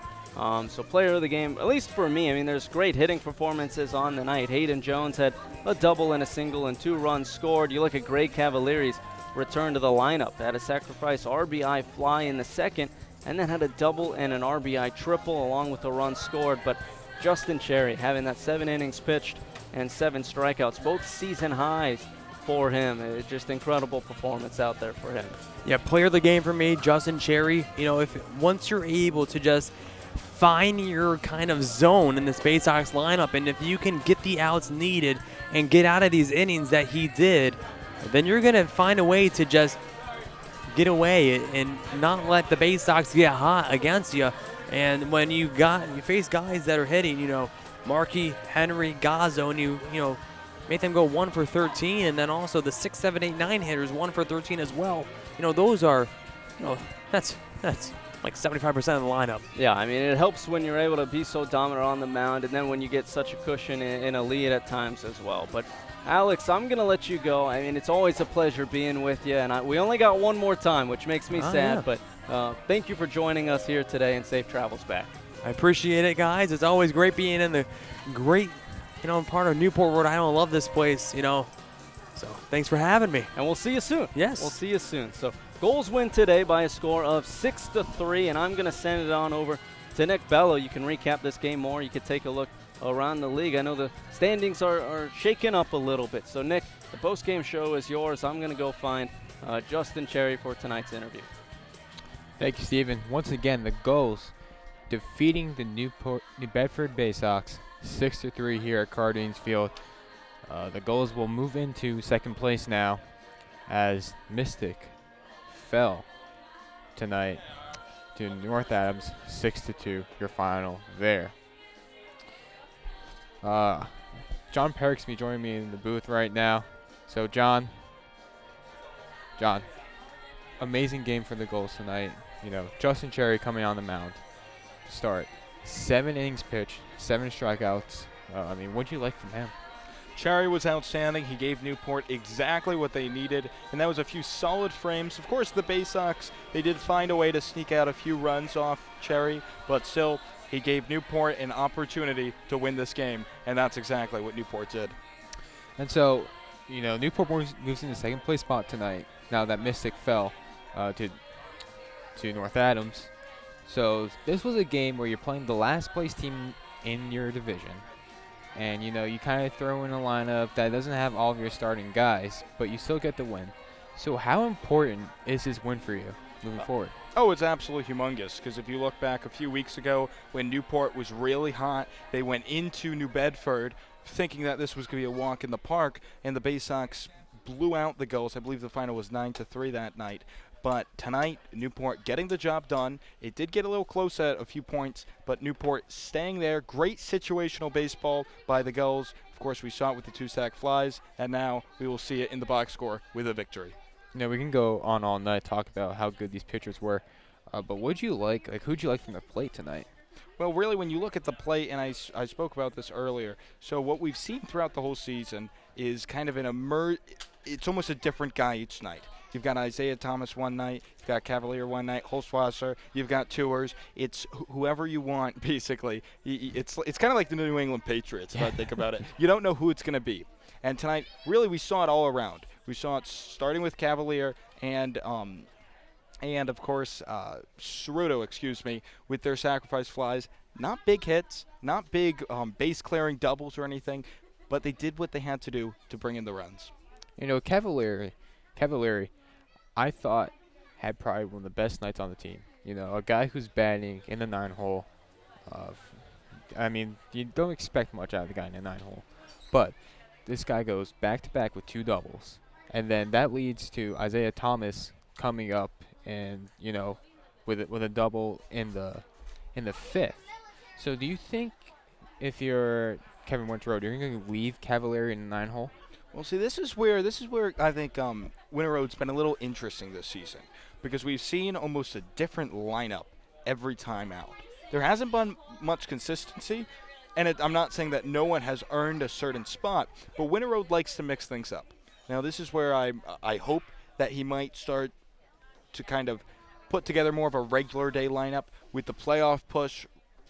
Basically right now we're in the heart of the playoff push. So I would love to see Cavalier at the 9 spot, because having power at the back end of the lineup, we've seen it all throughout. We saw it with the Boston Red Sox last year with JBJ. That can be very explosive. And we saw it tonight with Cavalier. I think he's definitely a guy who can go underlooked. But we're going to send it down to Stephen Huff, who is our player of the game, Justin Cherry. Stephen, take it away. I'm with tonight's player of the game, Justin Cherry, and obviously everything was clicking out there for you tonight. 7 innings pitched, 7 strikeouts. You earned the win. What were you seeing out there on the mound? Nothing much. I was just finding – I was hitting my spots better than normal, and I was throwing my changeup really well. Yeah, of course, you got the fastball, changeup, slider mix. What were you seeing, sequencing those pitches? I was starting off fastball a lot and then going to off-speed after that, and then going back to fastball sometimes, but I was really just locating my fastball more today. Both of them innings pitched and strikeouts, season highs for you. Does it feel good? Yeah, it feels pretty good. Finally get out of the 5th inning. Nice work out there. Justin Cherry, player of the game tonight. Back up to you guys in the booth. Thank you, Steven. So the Gulls, again, win 6-3 over the New Bedford Bay Sox, moving them into second place. Now, John, you said it before. This is where, it's crunch time now if you're the Newport Gulls. How important are these next games coming up? Well, they're humongous. And actually, with this being crunch time, as you said, this is exactly when you want crunch time to be. Newport's going to be off tomorrow, they're going to be off Thursday, and they're off Sunday. Having 3 off days in the next week is humongous moving forward, because sometimes you can get caught up on a long bus ride, and then that kind of leads to a domino effect where your season crashes. Newport's got some time to breathe, and with that said, you hope that they can find a way to move up those standings as they already did tonight. All right, well, John, we're going to send it down to Stephen and wrap things up. Thank you again. So, Stephen, take it away. So the Gulls won tonight by a score of 6-3, and we'll be back in action on Wednesday, taking on the Ocean State Waves here at Cardines. For tonight, I'd like to thank our executive producer and director, Tom Lima, producer Shannon Carlson, associate producer Arthur Smith, audio technician Shayna Wintraub, on-site engineer John McLaughlin, statistician Michael Garment, field reporter Nick Bello, and the voice of the New Bedford Bay Sox, Alex Fuse. I'm Stephen Hoff saying goodnight from the city by the sea.